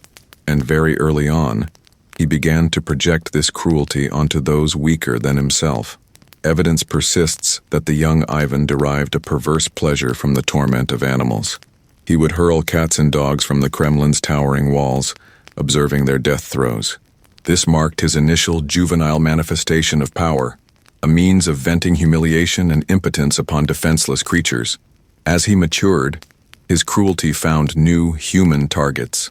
He and his coterie of young aristocrats, as dissolute and brutal as himself, would rampage through the streets of Moscow on horseback, beating and plundering ordinary citizens. These were not mere youthful pranks. They constituted training in impunity, an awareness that he, the Grand Prince, was above the law. In 1547, at the age of 16, Ivan took an unprecedented step. He was crowned, adopting the title of Tsar rather than Grand Prince, thereby equating himself with Byzantine emperors and Mongol khans. It seemed that with the acquisition of real power and marriage to his beloved wife, Anastasia Romanovna, a period of stability would ensue. Indeed, the initial years of his reign were relatively calm and productive. He governed alongside the chosen council, a circle of talented advisors, implemented reforms, and convened the first Zemsky Sobor, Assembly of the Land. It appeared that the horrors of his childhood were relegated to the past, but the traumas of his youth had not vanished. They merely lay dormant, awaiting their moment. The death of his beloved wife Anastasia in 1560 was a devastating blow to Ivan and a catalyst for his paranoia. He was convinced that she had been poisoned by the boyars. All his childhood fears and suspicions erupted with renewed horrifying force. He saw treachery everywhere. He broke with the chosen council, unleashing brutal repressions upon his former advisors. The culmination of his paranoia was the establishment of the Oprichnina in 1565. This was an unprecedented division of the state into two parts. The Zemshchina continued to be governed by the Boyar Duma, while the Oprichnina, the Dowager Princess's domain, came under his personal, direct rule. He recruited a personal corps of bodyguards, the Oprichniki, who became his instruments of terror. Dressed in black monastic robes, they rode black horses and bore as insignia dog heads and brooms attached to their saddles, symbols indicating their mission to gnaw out treason and sweep away impurity from the Russian land. The Oprichniki were granted complete impunity. They could plunder, torture, and kill anyone whom the Tsar or they themselves suspected of treason. A 7-year period of bloody terror commenced, which devastated the country. The most harrowing episode was the 1570 campaign against Novgorod. Suspecting the city of intending to defect to Lithuania, Ivan and his Oprichniki orchestrated a monstrous massacre that lasted for several weeks. Thousands of people, men, women, and children, were subjected to excruciating tortures and executions. They were drowned in the icy Volkhov River, burned and impaled. Novgorod, once the wealthiest and freest city in Rus, was utterly devastated. The genesis of Ivan the Terrible as a tyrant is a classic illustration of how violence begets violence. His personality was warped in childhood, and upon attaining absolute power, he began to replicate the very behavioral patterns he himself had suffered, albeit on a far grander, state-sanctioned scale. His depravity was not innate, but acquired, forged in the crucible of fear, humiliation, and cruelty. As you drift off to sleep, consider this boy, wandering alone through the echoing corridors of the Kremlin. Contemplate how fear can poison the soul and transform a child into a monster. His story serves as a tragic reminder that even the most formidable tyrants were once vulnerable children. May this reflection on the roots of evil bring tranquility to your mind and assist your descent into slumber. Until now, in discussing cruelty and perversion, we have primarily examined their public or political manifestations, wars, executions, and terror directed at subjects or enemies. But let us now close the massive oak doors of the throne room and enter the private chambers, a space that was meant to be a sanctuary, but too often became a private torture chamber. We will discuss domestic violence, the brutal reality concealed behind the facade of aristocratic and royal marriages. In a world where women were considered property and marriages were not unions of hearts but political transactions, queens and noblewomen, despite their elevated status, often became defenseless victims of the wrath, jealousy, and sadism of their powerful husbands. Medieval society was thoroughly saturated with violence, and this violence did not cease at the threshold of the home. It was considered the norm. A man, especially a nobleman, wielded almost unlimited power over his family. The church and the law granted him the right to correct and punish his wife for disobedience or misbehavior. Of course, this punishment was intended to be moderate, not resulting in death or grievous bodily harm, but in practice this line was exceedingly fine and easily crossed, especially behind the castle's closed doors, where the only witnesses were servants, too terrified to intervene. For queens and princesses, the situation was even more precarious. Their marriages were cornerstones of international policy. A young woman was dispatched to a foreign land, to a court where she knew neither the language nor the customs. She was alone, surrounded by people who saw in her not an individual, but merely a symbol of alliance, a guarantee of peace, or a source of a lavish dowry. Her primary and often sole purpose was to bear a male heir. If she failed in this endeavor, her value in the eyes of her husband and his court plummeted precipitously. We have already witnessed the tragic fate of Blanche of Bourbon, the young wife of Pedro the Cruel, whom he abandoned 3 days after their wedding and left to rot in prison, or the fate of Henry VIII's wives, who lived in constant fear of displeasing their husband and ending their days on the scaffold. But these are merely the most well-known examples.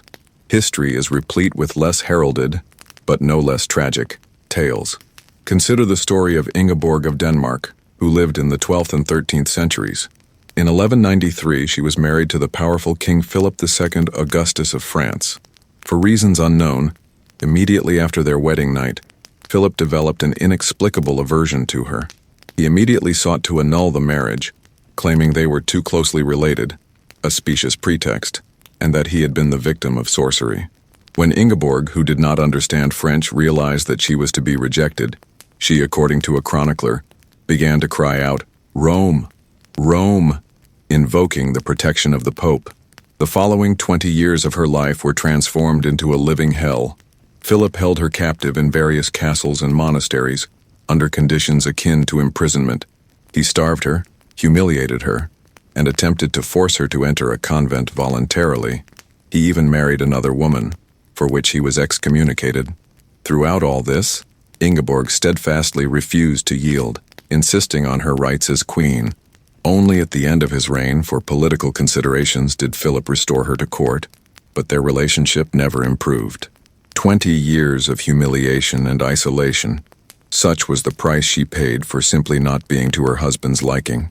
Sometimes the violence was not psychological, but rather the most direct, the most physical.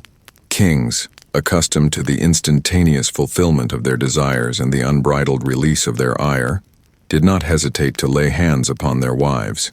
Outbursts of rage, suspicions of infidelity, warranted or otherwise, and the disappointment of failing to produce an heir All could culminate in physical abuse, and the queen had no recourse for complaint.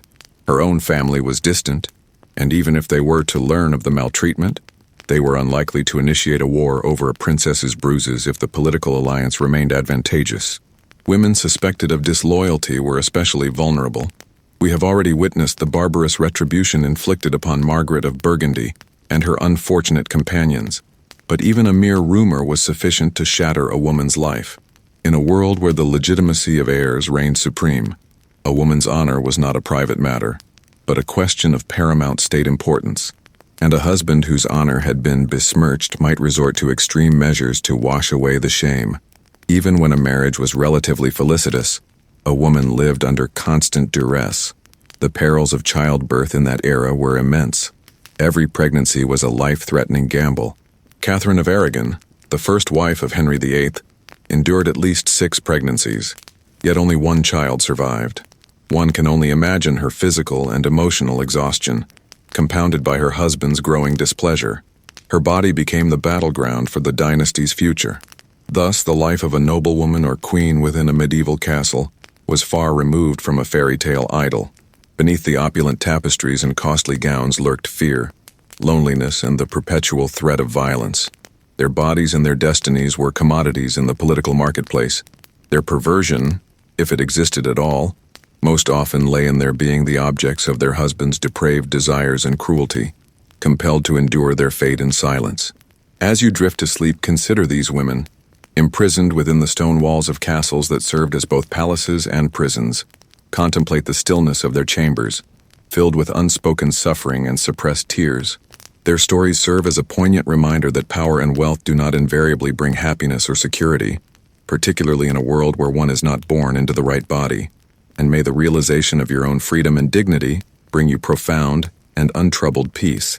Until now, we have examined concrete examples of royal brutality and perversion, flitting from one monarch to another, from one horrific tale to the next. Now, let us rewind and endeavor to peer not into historical chronicles, but into the minds of these individuals.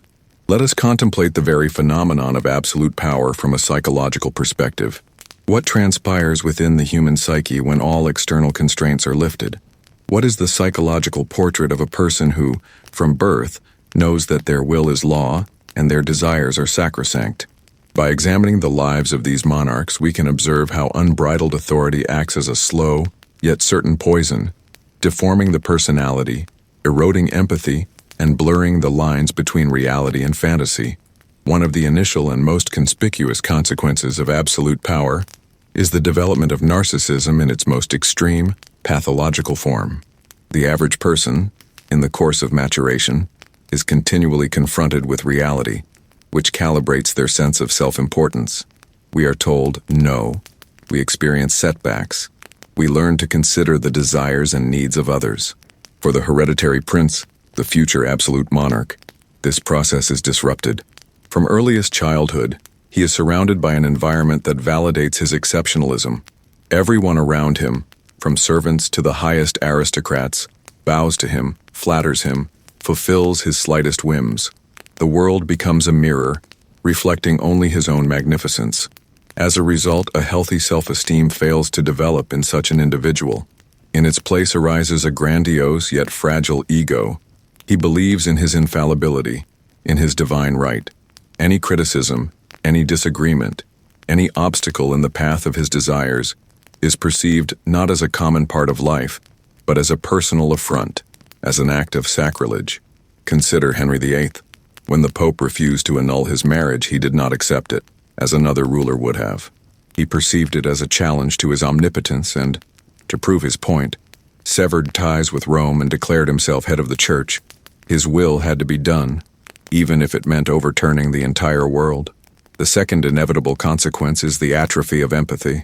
Empathy, the ability to understand and share the feelings of another person, develops through social interaction, through the necessity of putting oneself in another's shoes. The absolute monarch has no such necessity. Other people cease to be subjects with their own feelings and desires for him. They become objects, instruments for achieving his goals or satisfying his needs. The peasantry, a source of taxes, barons, pawns on the chessboard, wives, vessels for the bearing of heirs. When King John starved the de Brios family, he likely gave no thought to their suffering. He was preoccupied with punishing a recalcitrant vassal and delivering a lesson to the rest.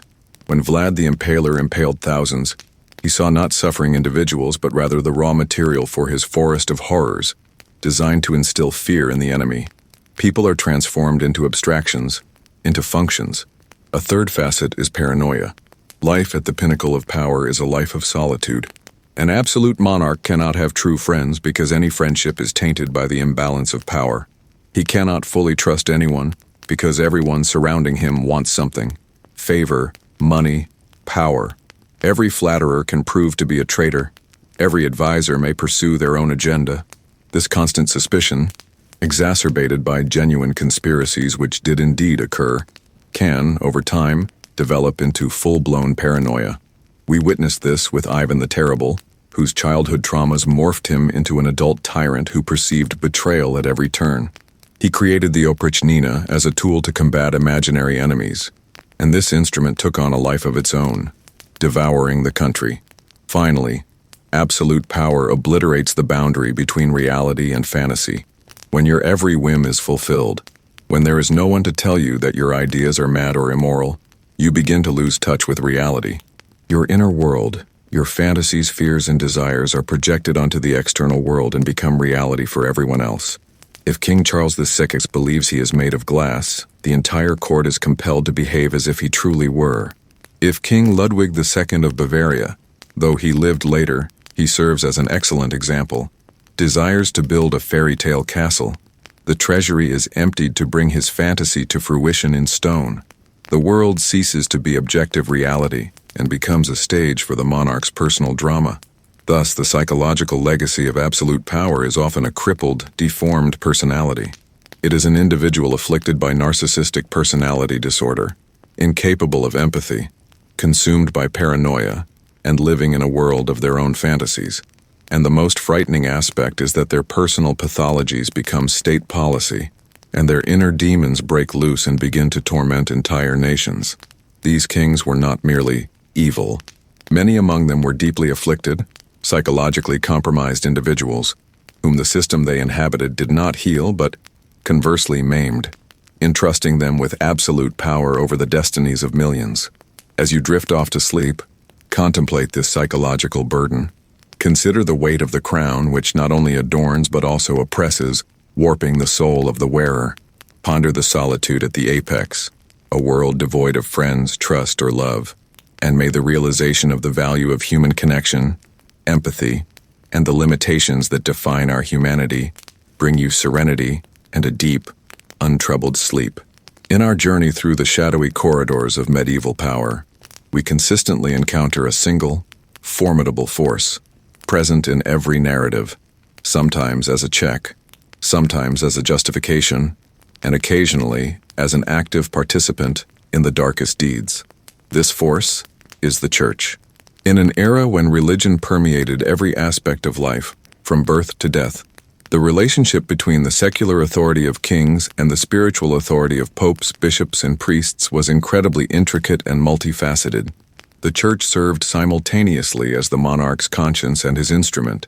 It could be the only power capable of challenging a tyrant, and concurrently, it could furnish him with theological justification for the most heinous cruelty. On one hand, the Church was the preeminent moral authority of the medieval world. It was the Church that preached the ideals of a Christian ruler, just, merciful, a protector of widows and orphans. Kings, at their coronation, swore an oath to defend the Church and to rule justly. Priests served as their confessors, the only individuals to whom the monarch was bound to confess his sins. Theoretically, the fear of divine judgment and eternal damnation should have been the most potent bridle upon royal passions, and on occasion, it worked. We are familiar with the accounts of pious kings, such as Louis IX of France, who genuinely attempted to adhere to Christian precepts in their governance. Moreover, the Church possessed tangible, earthly instruments for the restraint of monarchs. The most potent of these was excommunication. An excommunicated king became an outcast. His subjects were released from their oaths of fealty, his enemies received blessings for war against him, and his soul, it was believed, was destined for hell. It was a formidable weapon. We have witnessed how Pope Innocent III imposed an interdict, a ban on religious services upon all of England, in order to compel King John to submit. We have observed pontiffs clashing with the likes of Philip II of France over his treatment of Queen Ingeborg. In such instances, the Church positioned itself as the champion of morality and law, standing against the capricious excesses of secular authority. However, this idealized portrayal often fractured upon the harsh realities of political machinations and human avarice. Conversely, the Church itself constituted a vast feudal corporation, wielding significant landholdings, considerable wealth, and substantial political ambition. Bishops and abbots frequently mirrored their secular counterparts, functioning as feudal lords originating from the same aristocratic lineages, and exhibiting a greater preoccupation with expanding their domains than with the salvation of souls. Papal authority itself, as evidenced by the Borgias, could devolve into a paradigm of corruption and depravity, frequently surpassing the transgressions of many secular rulers. This inherent duality allowed monarchs to instrumentalize the Church for their own strategic objectives. Kings exerted control over episcopal appointments within their territories, surrounding themselves with loyal prelates who were amenable to overlooking their transgressions or even fabricating theological justifications for them. The concept of the divine right of kings, the notion that a monarch derives their authority directly from God and is accountable solely to him, was actively propagated by court preachers. This doctrine transmuted disobedience to the king into a sin against God, effectively granting the monarch carte blanche for any action. The Church provided convenient pretexts for brutality. The Crusades, initially conceived as holy wars for the liberation of the Holy Sepulchre, frequently devolved into plundering expeditions. The Albigensian Crusade in southern France, sanctioned by the papacy, ostensibly targeted the Cathar heretics, but in reality resulted in the annihilation of a flourishing culture and the subjugation of independent territories to the French crown. The infamous phrase, "Kill them all, God will know his own," attributed to a papal legate during the massacre at Béziers, perfectly illustrates how religious fervor could serve as a facade for total extermination. The witch hunts, which we have discussed, would also have been untenable without the theological foundations developed by ecclesiastical authors, such as the authors of the Malleus Maleficarum. It was the Church that formulated the concept of a diabolical conspiracy and devised legitimate procedures for persecuting witches, procedures which were then enthusiastically adopted by secular authorities for their own purposes. And of course, the Reformation irrevocably altered the landscape. When Henry VIII declared himself the head of the Church of England, he established a precedent. He demonstrated that a monarch could not merely collaborate with or contend against the Church, but could also subjugate it entirely, transforming it into an arm of the state apparatus. The Church, therefore, could no longer function, even theoretically, as a check on power. It became another ministry, another instrument in the king's grasp. Priests were transmuted into civil servants, obligated to preach fealty to the crown. Thus, the Church's role in the era of depraved kings was profoundly paradoxical. It was the custodian of morality while simultaneously serving as a font of justifications for immorality. It could defy a tyrant, and it could become his most steadfast ally. It offered solace to the victims, and it blessed the executioner's hands. This duality mirrors the overarching complexity of the medieval world, where the spiritual and the secular, faith and politics, piety and brutality, were inextricably intertwined. The Church was not a monolithic institution. It comprised individuals, with all their frailties, anxieties, and ambitions. And depending on who, saints or sinners, idealists or cynics, happened to be at the helm, it could be a force for good, or a force that abetted evil. As you drift towards sleep, contemplate this intricate interplay. Consider how the loftiest ideals can be perverted and employed to achieve the basest objectives. Reflect on the king kneeling in confession, and on that same king issuing orders for a massacre, utterly convinced of his divine righteousness. This is a world devoid of simple answers, a world of moral compromises and spiritual paradoxes. And may this contemplation of the complexity of human nature help your mind settle and descend into profound sleep. In our exploration of royal courts, we often speak of kings, queens, and their hapless subjects. But there was another category of individuals whose fates were inextricably linked to the monarch's whims. whose ascent was meteoric, and whose downfall was often fatal. These were the favorites. Men and women who, for one reason or another, whether friendship, love, political acumen, or simply the art of flattery, secured the personal favor and trust of the ruler. Their position was both enviable and exceedingly perilous. They were the most powerful individuals in the kingdom after the king himself, but their power was not predicated on law or title, but solely on the fickle sentiments of a single person. Their stories are cautionary tales of dizzying success and crushing failure. Favoritism was an intrinsic phenomenon within the system of personal monarchy. The king, even in his absolute sovereignty, remained a human being susceptible to the need for companionship, counsel, and emotional sustenance. However, as previously noted, his position rendered genuine friendship an almost unattainable ideal. He was invariably surrounded by individuals driven by self-interest. Within this pervasive climate of distrust, the emergence of someone in whom the monarch could confide, with whom he could be utterly unreserved, provided a profound sense of relief. This individual, the favorite, became his confidant, his shadow, his alter ego. Through the favorite, the monarch could govern the state, circumventing the cumbersome and frequently antagonistic aristocratic councils. The favorite served as the conduit for the distribution of royal largesse, positions, estates, pensions. The entire aristocracy, the entirety of supplicants, were compelled to ingratiate themselves not with the king, but with his beloved. This conferred upon the favorite immense power and naturally opportunities for colossal enrichment. They erected opulent palaces, amassed collections of artistic masterpieces, and indulged in a lavish lifestyle that surpassed even the most prominent dukes. Instances of such all-powerful favorites abound.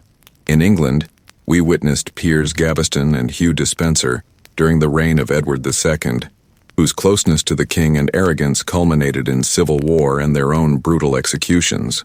Under James I, George Villiers, 1st Duke of Buckingham, a handsome young man who ascended from minor gentry to become the most influential figure in England, effectively governing the country in the king's stead, epitomized this role. His power and wealth engendered universal animosity, culminating in his assassination by an offended officer. In France, Cardinals Richelieu and Mazarin were not merely favorites but prime ministers, who ruled the nation with an iron fist on behalf of Louis XIV and the young Louis XIV. Their authority was more formalized, yet it was founded upon the same bedrock of the monarch's personal trust. Yet the position of the favorite was inherently perilous. Firstly, he amassed a legion of enemies. The entire aristocracy, marginalized from the king's favor, harbored resentment toward this upstart and awaited any opportunity to bring about his downfall. Any failure in state policy, a lost war, increased taxation, famine, was immediately attributed to the favorite. He functioned as a convenient lightning rod upon whom all the sins and blunders of the monarch could be imputed. Secondly, his fate was inextricably linked to the vicissitudes of royal favor. Today the king adores you, but tomorrow he might find a new favorite, or grow weary of the old one, or succumb to the pressures of his enemies and sacrifice his beloved to appease public opinion. The fall was as precipitous as the ascent. Yesterday you ruled the kingdom, and today you are in prison on the scaffold, or at best in exile, stripped of all your wealth. The fate of female favorites, royal mistresses, was especially tragic. Their position was even more precarious. Their power rested on their beauty, youth, and ability to maintain the king's interest. They lived in constant competition with other court ladies and with the legitimate queen.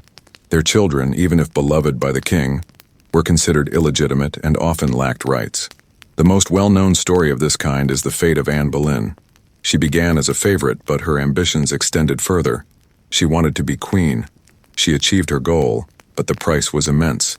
When she failed to bear Henry VIII a son and his passion waned, he eliminated her with the executioner's axe. Her story is an extreme example, but it reveals how vulnerable even the most powerful favorite could be.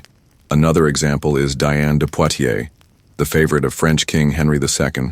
She was 20 years his senior, but managed to retain his affection and immense influence throughout his reign. She was incredibly wealthy and powerful, but on the very day Henry II was mortally wounded in a tournament, her power evaporated. The legitimate queen, Catherine de' Medici, who had endured years of humiliation, immediately ordered Diane to retire from court to return all castles and jewels gifted to her by the crown. Diane died in obscurity and relative peace, but her story demonstrates how instantaneously a favorite's power could end. Thus, the life of a favorite was a constant high-stakes game. It was a life in a gilded cage filled with luxury, but also with constant fear. They were the shadows of their kings, and when the light of royal favor turned away, those shadows simply vanished. Their stories serve as a reminder that in a world of absolute power, nothing is more ephemeral than human emotions, and that building one's life on the foundation of royal love is akin to constructing a castle on sand. As you drift off to sleep, consider these figures balancing on a knife's edge, the brilliance of their ascents and the darkness of their falls. Consider the precarious position they occupied, teetering on the precipice of power, risking the scorching of their wings and a subsequent plunge into the abyss. Their fates represent yet another facet of the perverted nature of absolutism, where even affection and camaraderie transform into perilous, life-threatening games. May this contemplation on the fragility of power, predicated upon capricious whims, bring serenity to your intellect. Thus far, our discourse has predominantly focused on the brutality directed towards the human body and spirit, the tortures, the executions, the psychological torment. However, there exists another form of twisted tyranny, no less devastating: the war against the mind, the systematic obliteration of knowledge, culture, and dissent. When a monarch or regime senses its own injustice or insecurity, one of its primal instincts is to silence not only its adversaries, but also the very ideas that could challenge its authority. The burning of books, the destruction of libraries, the persecution of scholars and thinkers. These are all acts of vandalism born from a profound fear of the power of knowledge. In the Middle Ages and the early modern period, knowledge was concentrated in very few locations. The primary custodians of it were monasteries.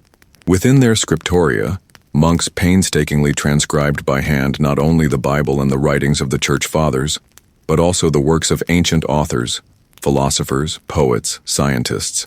Each manuscript was a unique work of art, the result of months or even years of labor. Monastic libraries were islands of light in a world where the majority of the population, including the aristocracy, was illiterate. To destroy such a library was not merely to burn a stack of paper. It was to tear out an entire chapter from the collective memory of humanity, to permanently erase the works and thoughts of generations.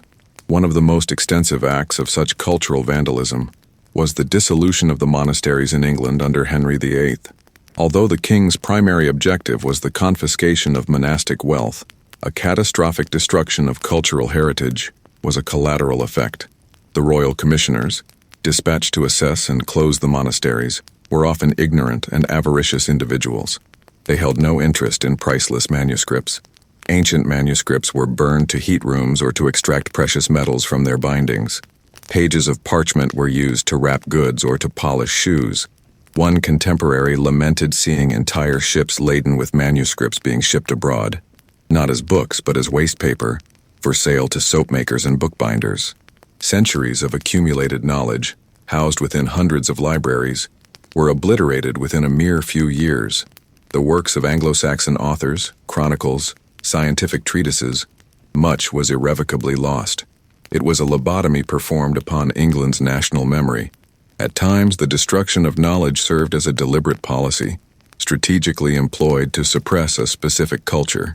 During the Albigensian Crusade in southern France, knights from the north not only slaughtered Cathar heretics, but also systematically eradicated their culture. The Provençal language, the very medium through which renowned troubadours crafted their art, was supplanted by French. Castles were razed, and with them the refined, courtly way of life that had flourished within their walls. It was not merely a war, it was cultural genocide, an attempt to erase not only the people themselves but also their very way of thinking. The advent of the printing press in the 15th century dramatically altered the landscape. Knowledge became far more difficult to control. Books could be printed in the thousands and ideas disseminated across Europe with unprecedented speed. This provoked a panic among the authorities, both secular and ecclesiastical. The response was the establishment of censorship systems. The most notorious instrument of such censorship was the Index Librorum Prohibitorum, first published by order of Pope Paul IV in 1559. It was a catalogue of works that Catholics were forbidden to read, under penalty of excommunication. Included were not only the writings of Protestant reformers but also scientific treatises that contradicted church dogma, such as the works of Copernicus, the writings of humanists like Erasmus of Rotterdam, and even certain editions of the Bible in vernacular languages. Public autos da fe, acts of faith, became gruesome rituals, where heretics and their books were consigned to the flames. This was a potent symbolic act. The fire was intended not only to destroy the sinner's body but also to purify the world of their dangerous ideas. When Martin Luther was declared a heretic in 1521, his books were publicly burned throughout the Holy Roman Empire. In response, Luther's supporters burned papal bulls and the books of their adversaries. It was a war of ideas waged with fire. The purveyors of knowledge themselves, scholars and thinkers, were also persecuted. The fate of Giordano Bruno, burned at the stake in Rome in 1600 for his philosophical and cosmological ideas, or the humiliating trial of Galileo Galilei, forced to recant his support of Copernican theory, are the most infamous examples. But how many lesser-known scholars, alchemists, and physicians were accused of witchcraft or heresy, simply because their knowledge seemed suspect and inscrutable? Anyone who dared to transcend the confines of established dogma risked their freedom and their very life. This war against reason stemmed from a profound fear. Tyrants and dogmatists instinctively grasp that a thinking, educated, and questioning individual is a poor subject. They require people who believe, not question, people who obey, not analyze. By destroying books and persecuting scholars, they sought to cultivate an intellectual wasteland in which their own authority would appear to be the sole and unchallenged source of truth. This perverted ambition to control not only the bodies but also the minds of their subjects constitutes one of the darkest traits of absolutism. As you drift off to sleep, contemplate the fragility of knowledge. Consider how many invaluable thoughts and discoveries were reduced to ashes by fear and ignorance. Reflect on those courageous individuals who, at great personal peril, continued to read forbidden books, conduct their experiments, and disseminate their ideas. And may the realization that you inhabit a world where access to information is virtually unlimited, where you are free to read any book and explore any idea, bring you a sense of gratitude and a deep, peaceful slumber. Now we shall return to a narrative that has been alluded to in passing, but which merits the most meticulous scrutiny. It is one of the most dramatic and cynical accounts of how a monarch, driven by avarice and the lust for absolute power, exploited accusations of heresy, sodomy, and witchcraft to obliterate one of the most formidable organizations of his time. We shall discuss the downfall of the Order of the Knights Templar or Templars, and the king who became their executioner, Philip IV of France, known for his cold, ruthless beauty as the Fair. The Order of the Templars was founded in the early 12th century to safeguard pilgrims in the Holy Land. Over 2 centuries, it evolved from a modest fraternity of knight monks into a vast, transnational corporation. They were not only elite warriors but also astute financiers. In fact, they established the first banking system in Europe. Pilgrims and kings could deposit money in one Templar preceptory, say in Paris, and retrieve it in another, such as in Jerusalem, utilizing a complex system of checks. This rendered them incredibly wealthy and influential. They held dominion over lands throughout Europe, their fortresses served as the most secure depositories, and they extended loans to the most powerful monarchs. The French crown was among their most significant debtors. By the early 14th century, the tide had turned. The Crusader states in the Holy Land had crumbled. The final bastion, Acre, was lost in 1291. The Templars' original mission, the protection of pilgrims in the East, had evaporated. While they remained powerful and affluent, their continued existence now engendered scrutiny. What purpose did this clandestine, independent, and solely papally accountable military order, ensconced in the very heart of Europe, serve? For King Philip IV of France, also known as Philip the Fair, the answer was self-evident. The Templars represented a state within a state. They possessed vast wealth while he perpetually required funds for his wars. They were autonomous, whereas he aspired to absolute authority within his kingdom, and he was their debtor. Eliminating the order resolved all these issues with a single stroke. It eliminated a formidable rival, nullified his debts, and presented the opportunity to seize their legendary treasures. However, this necessitated a compelling justification. Simply disbanding an order enjoying papal patronage was untenable. It was imperative to demonstrate that they were not merely obsolete, but rather that they were the most pernicious enemies of Christendom. And Philip, along with his ruthless advisors, such as Guillaume de Nogaret, devised a diabolical scheme. He resolved to accuse the Templars of the most heinous crimes imaginable: heresy, the renunciation of Christ, the veneration of a demonic idol named Baphomet, desecration of the crucifix, institutionalized sodomy, and infanticide.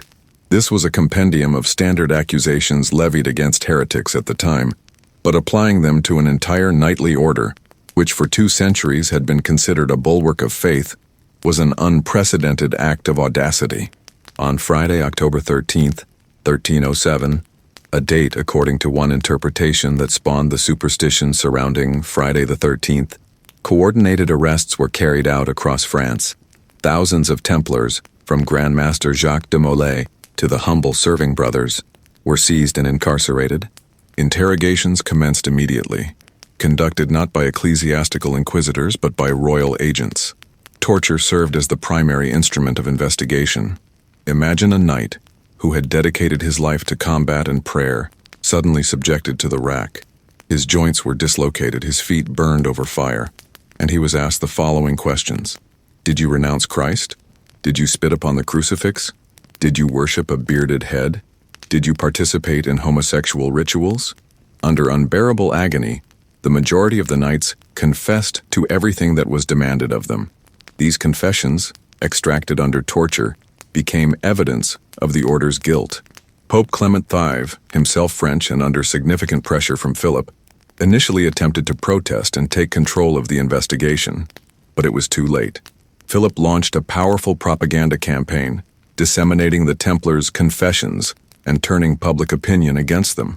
When the Pope nevertheless managed to initiate a church investigation, many knights, having escaped the reach of the royal executioners, retracted their statements, claiming they had been given under torture. Philip's reaction was swift and brutal. He declared these knights relapsed into heresy, and without awaiting a papal trial, ordered them to be burned at the stake. In 1310 in Paris, 54 Templars who dared to defend their order were burned alive. This was a clear demonstration of power. Anyone who opposed the king's will would meet the same fate. After this, resistance was broken. Under pressure from Philip, Pope Clement V, at the Council of Vienne in 1312, dissolved the Order of the Templars, although he did not declare it guilty of heresy. The order was liquidated not by judicial sentence, but administratively, for the common good. The order's property was supposed to be transferred to another order, the Hospitallers, but in reality, the majority of it was appropriated by King Philip. The culmination of this tragedy occurred in 1314. Grandmaster Jacques de Molay and other high-ranking members of the order, who had spent 7 years in prison, were sentenced to life imprisonment. But at that moment, Jacques de Molay performed a final act of defiance. Before a crowd in Paris, he and his comrade Geoffroy de Charnay publicly renounced all their confessions, declaring that the order was holy and innocent, and that their confessions were lies, wrung from them by torture.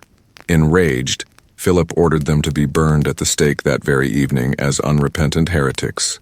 According to legend, as he died in the flames, Jacques de Molay cursed King Philip and Pope Clement, summoning them to God's judgment within a year, and indeed the Pope died a month later, and the king, 7 months later, from the consequences of a hunting accident.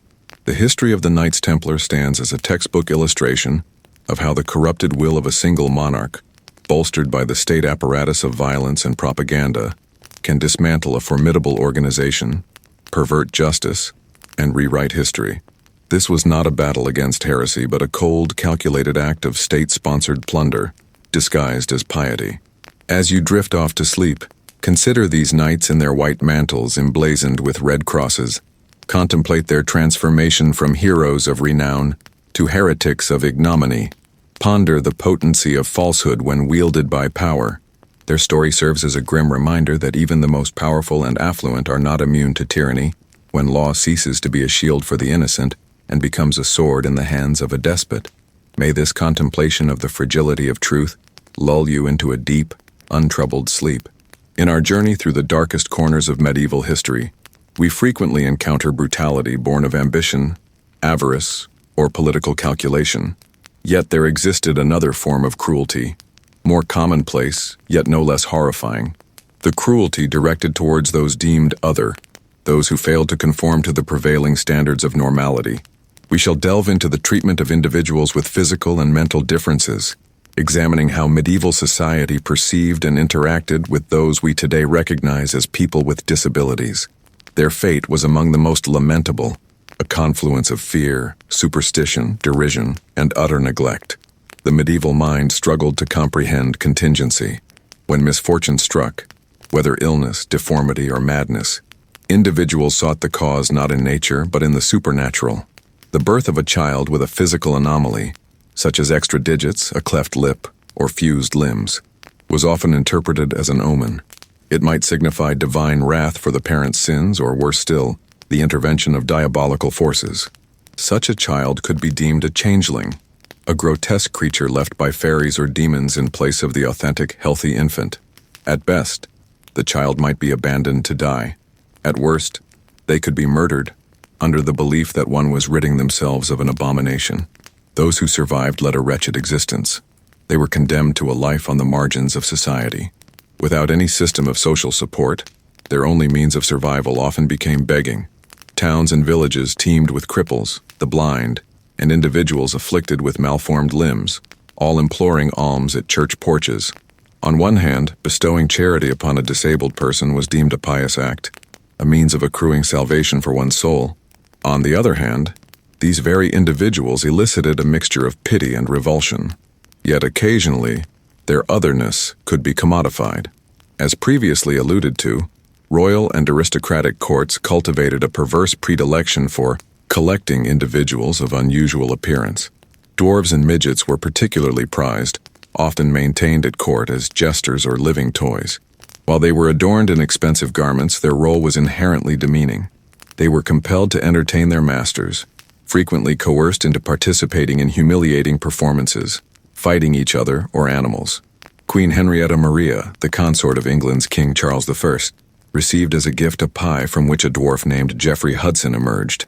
He became her favorite, yet his existence was fraught with indignities, and he was perpetually compelled to vindicate his humanity. These individuals were living curiosities, akin to exotic animals imported from distant lands.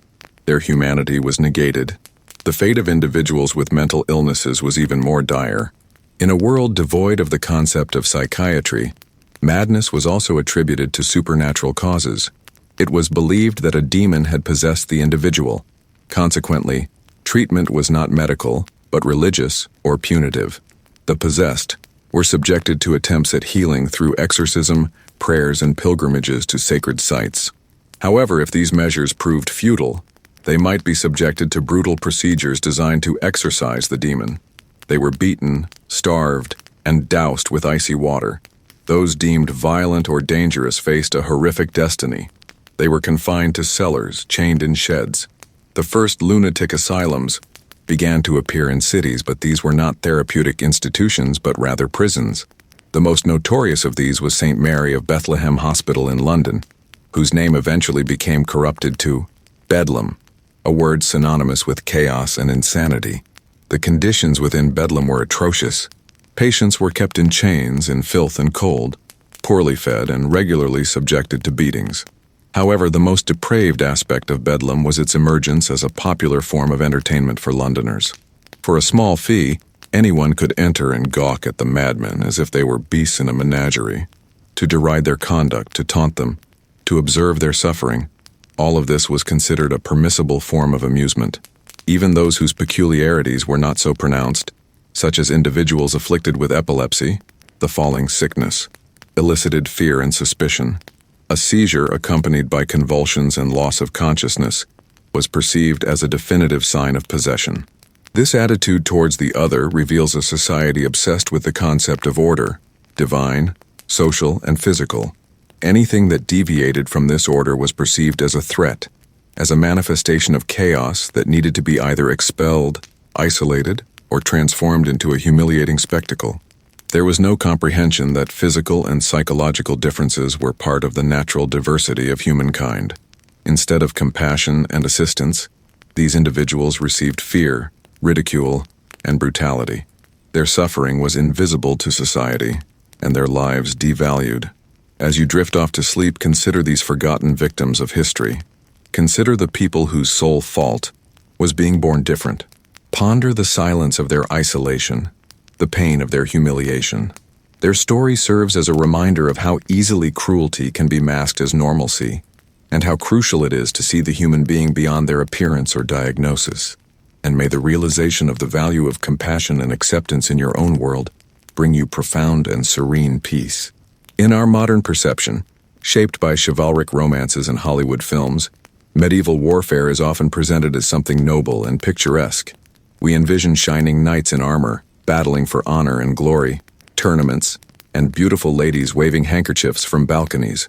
This romantic image, however, is a dangerous and perverse falsehood, concealing indescribable cruelty, filth, and suffering. The reality of the medieval battlefield and war in general was far removed from courtly ideals.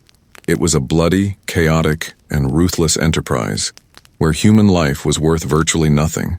Firstly, the very idea of a chivalric code and fair combat primarily concerned only the knights themselves. It was a set of rules for a narrow stratum of the military aristocracy.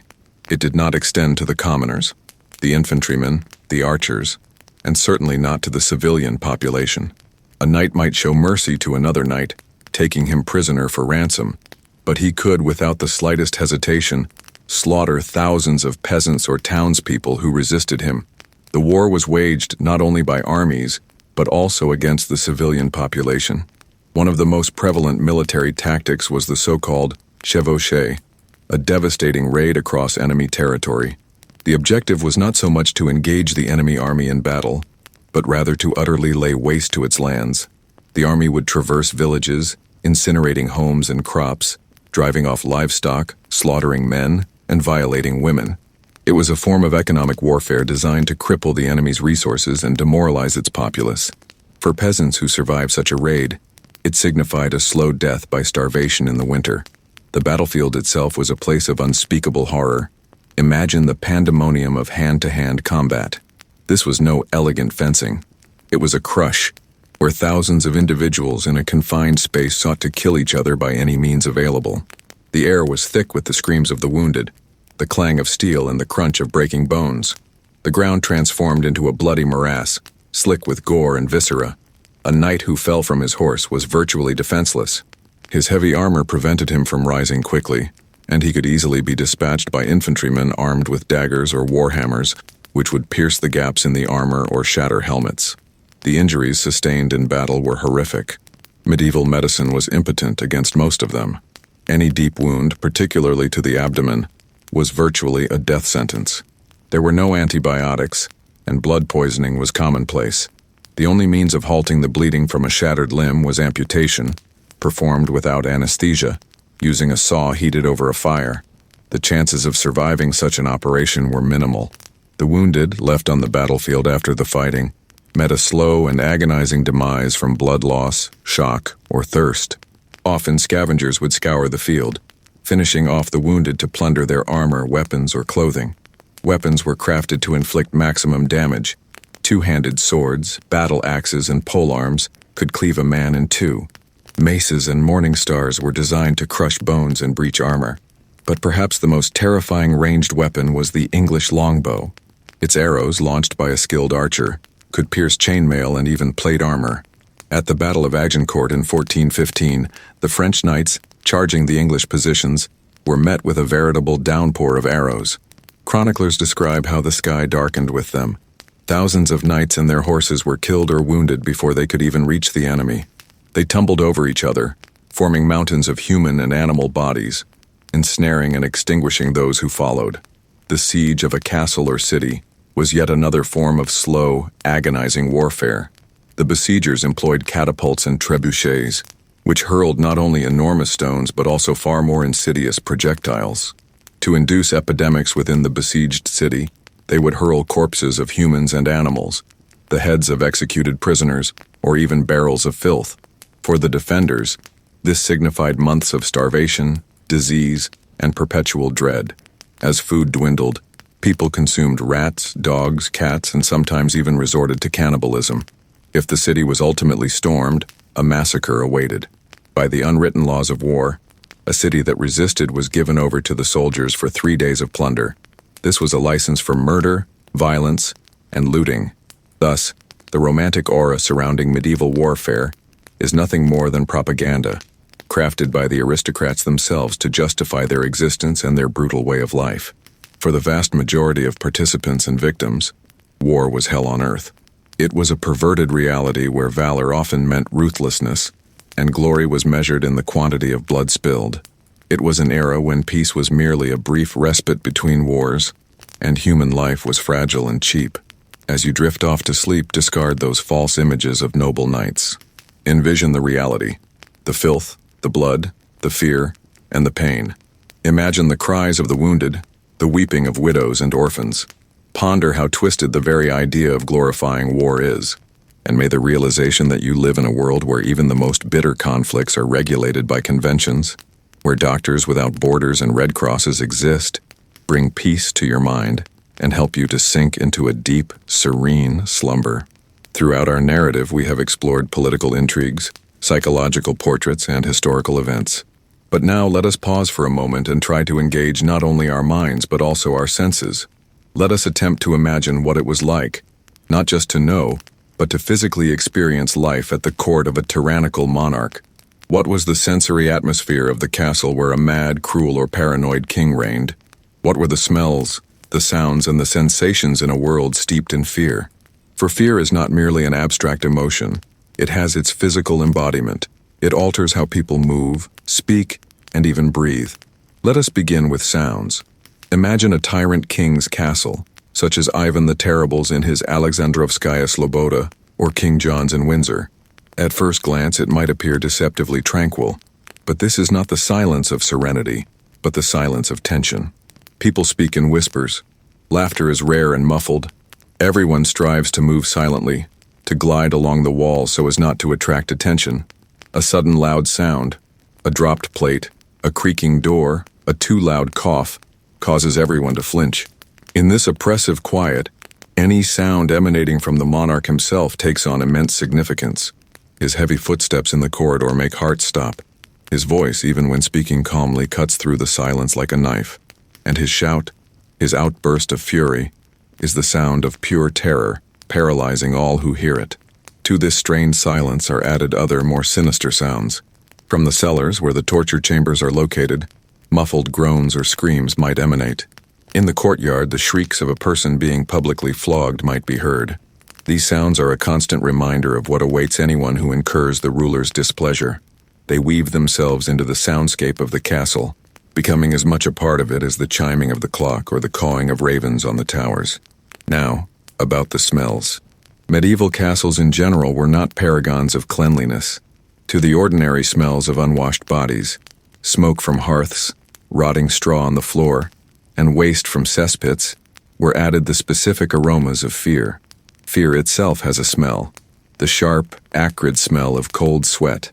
In the halls where courtiers gather, awaiting the king's appearance, this smell must have hung in the air, mingling with the more expensive scents of perfumes and incense that the nobility used to mask bodily odors.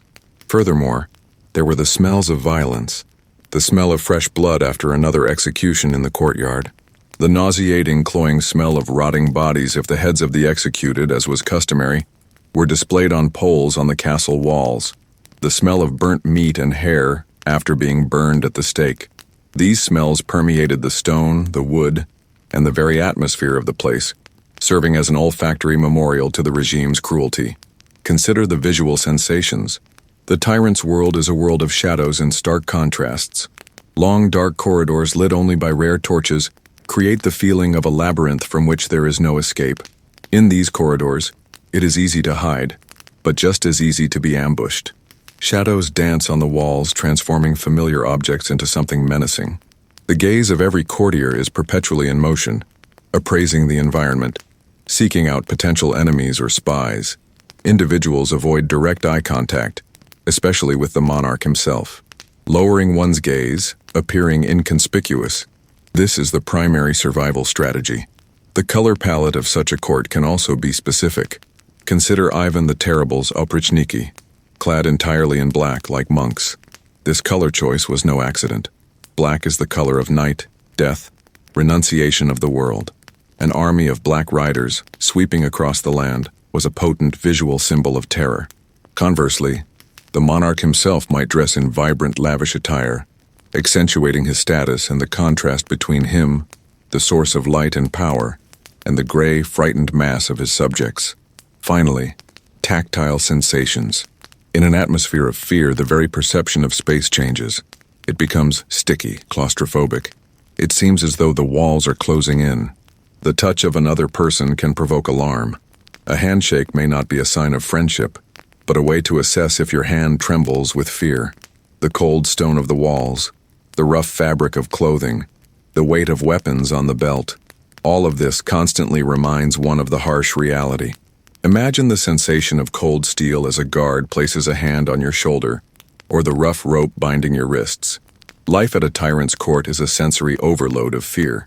It is a world where one must constantly listen, sniff out, and look out for danger, where one must control every sound, every gesture, every word. It is an existence on the brink, where the senses are heightened to the extreme and nerves are stretched taut as a string. It is a perverted reality, where home becomes the most dangerous place on earth. As you fall asleep, leave this world of sensory nightmare. Feel the softness of your bed, the silence of your room, the even warmth of the air. Experience the security of your space, where there is no need to listen for footsteps behind the door or fear the shadows in the corner, and let this feeling of complete physical and emotional peace carry you into a deep, serene, and restful sleep. And so, after a long and somber journey through the darkest pages of medieval monarchies, we approach the end of our narrative. We have seen sadist kings and mad kings, paranoid tyrants and calculating cynics. We have immersed ourselves in an atmosphere of fear, cruelty, and perverted power. Now, to fully return to our own world, let us make a final comparison. Let us now scrutinize the contemporary manifestation of monarchy and acknowledge the chasm separating modern kings and queens from their formidable predecessors. This comparative analysis will not only facilitate an assessment of humanity's evolutionary trajectory, but also engender a more profound comprehension of the power we have previously discussed. When contemplating monarchy today, our minds conjure images of the British royal family, vibrant ceremonies such as the Trooping the Colour, opulent, globally televised weddings, charitable galas, and patronage of hospitals and museums. Contemporary monarchs in those nations where the institution persists function as symbols of national unity, custodians of tradition, and, in essence, living monuments. They grace postage stamps and currency. Their lives are characterized by a succession of official visits, ribbon-cutting ceremonies, and handshakes. They reside in palatial residences, yet their existence is rigidly governed by protocol and public obligations. The paramount distinction lies in their deprivation of actual political authority. They reign, but do not rule. A modern constitutional monarch cannot declare war, levy taxes, enact legislation, or condemn anyone to death. Every governmental act they endorse is prepared by an elected government and parliament. Their address to parliament is authored by the prime minister. Their political role is reduced to the three prerogatives articulated by British theorist Walter Bagehot: the right to be consulted, the right to encourage, and the right to warn. They can offer counsel to the prime minister during their weekly meetings, but they cannot issue commands. Now contrast this with the authority wielded by the medieval monarch we have discussed. The power of King John, Henry VIII, or Ivan the Terrible was absolute, or at least aspired to be. Their word was law. Their personal desires could alter the religion of an entire nation. Their wrath could precipitate war, and their suspicion could result in the execution of the most distinguished nobleman. They possessed the power of life and death over their subjects. Their marriages were matters of state significance, capable of redrawing the map of Europe. Their personal vices and psychological ailments became matters of state policy, afflicting millions. The power of the medieval king was profoundly personal. The state was embodied by him. The treasury was his personal purse. The army was his personal army. Justice was administered in his name. The entire system was constructed around his physical person. Today we make a clear distinction between the monarch's person and the institution of monarchy, the institution itself being separate from the state. The king or queen is not the government. but rather a symbol of the nation. This metamorphosis from an all-powerful ruler to a ceremonial figure was a protracted and often sanguinary process. It consumed centuries of revolutions, civil wars, and political struggles. In England, this process commenced with the Magna Carta in 1215, which, for the first time, curtailed the power of King John, and transpired through the English Revolution of the 17th century, during which King Charles I was executed by order of Parliament. In France, absolute monarchy was swept away by the French Revolution, which dispatched Louis XVI to the guillotine. Step by step, law by law, power shifted from a single individual, the monarch, to representative bodies, parliaments, assemblies, congresses. Today's monarchs dwell in a gilded cage, but this cage is of an entirely different nature than the one inhabited by child kings. Their lives are perpetually scrutinized by the media. Every action, every ensemble, every unguarded utterance is debated and analyzed. They are bereft of the right to privacy and the right to express political opinions. They are expected to be neutral, affable, and impeccable.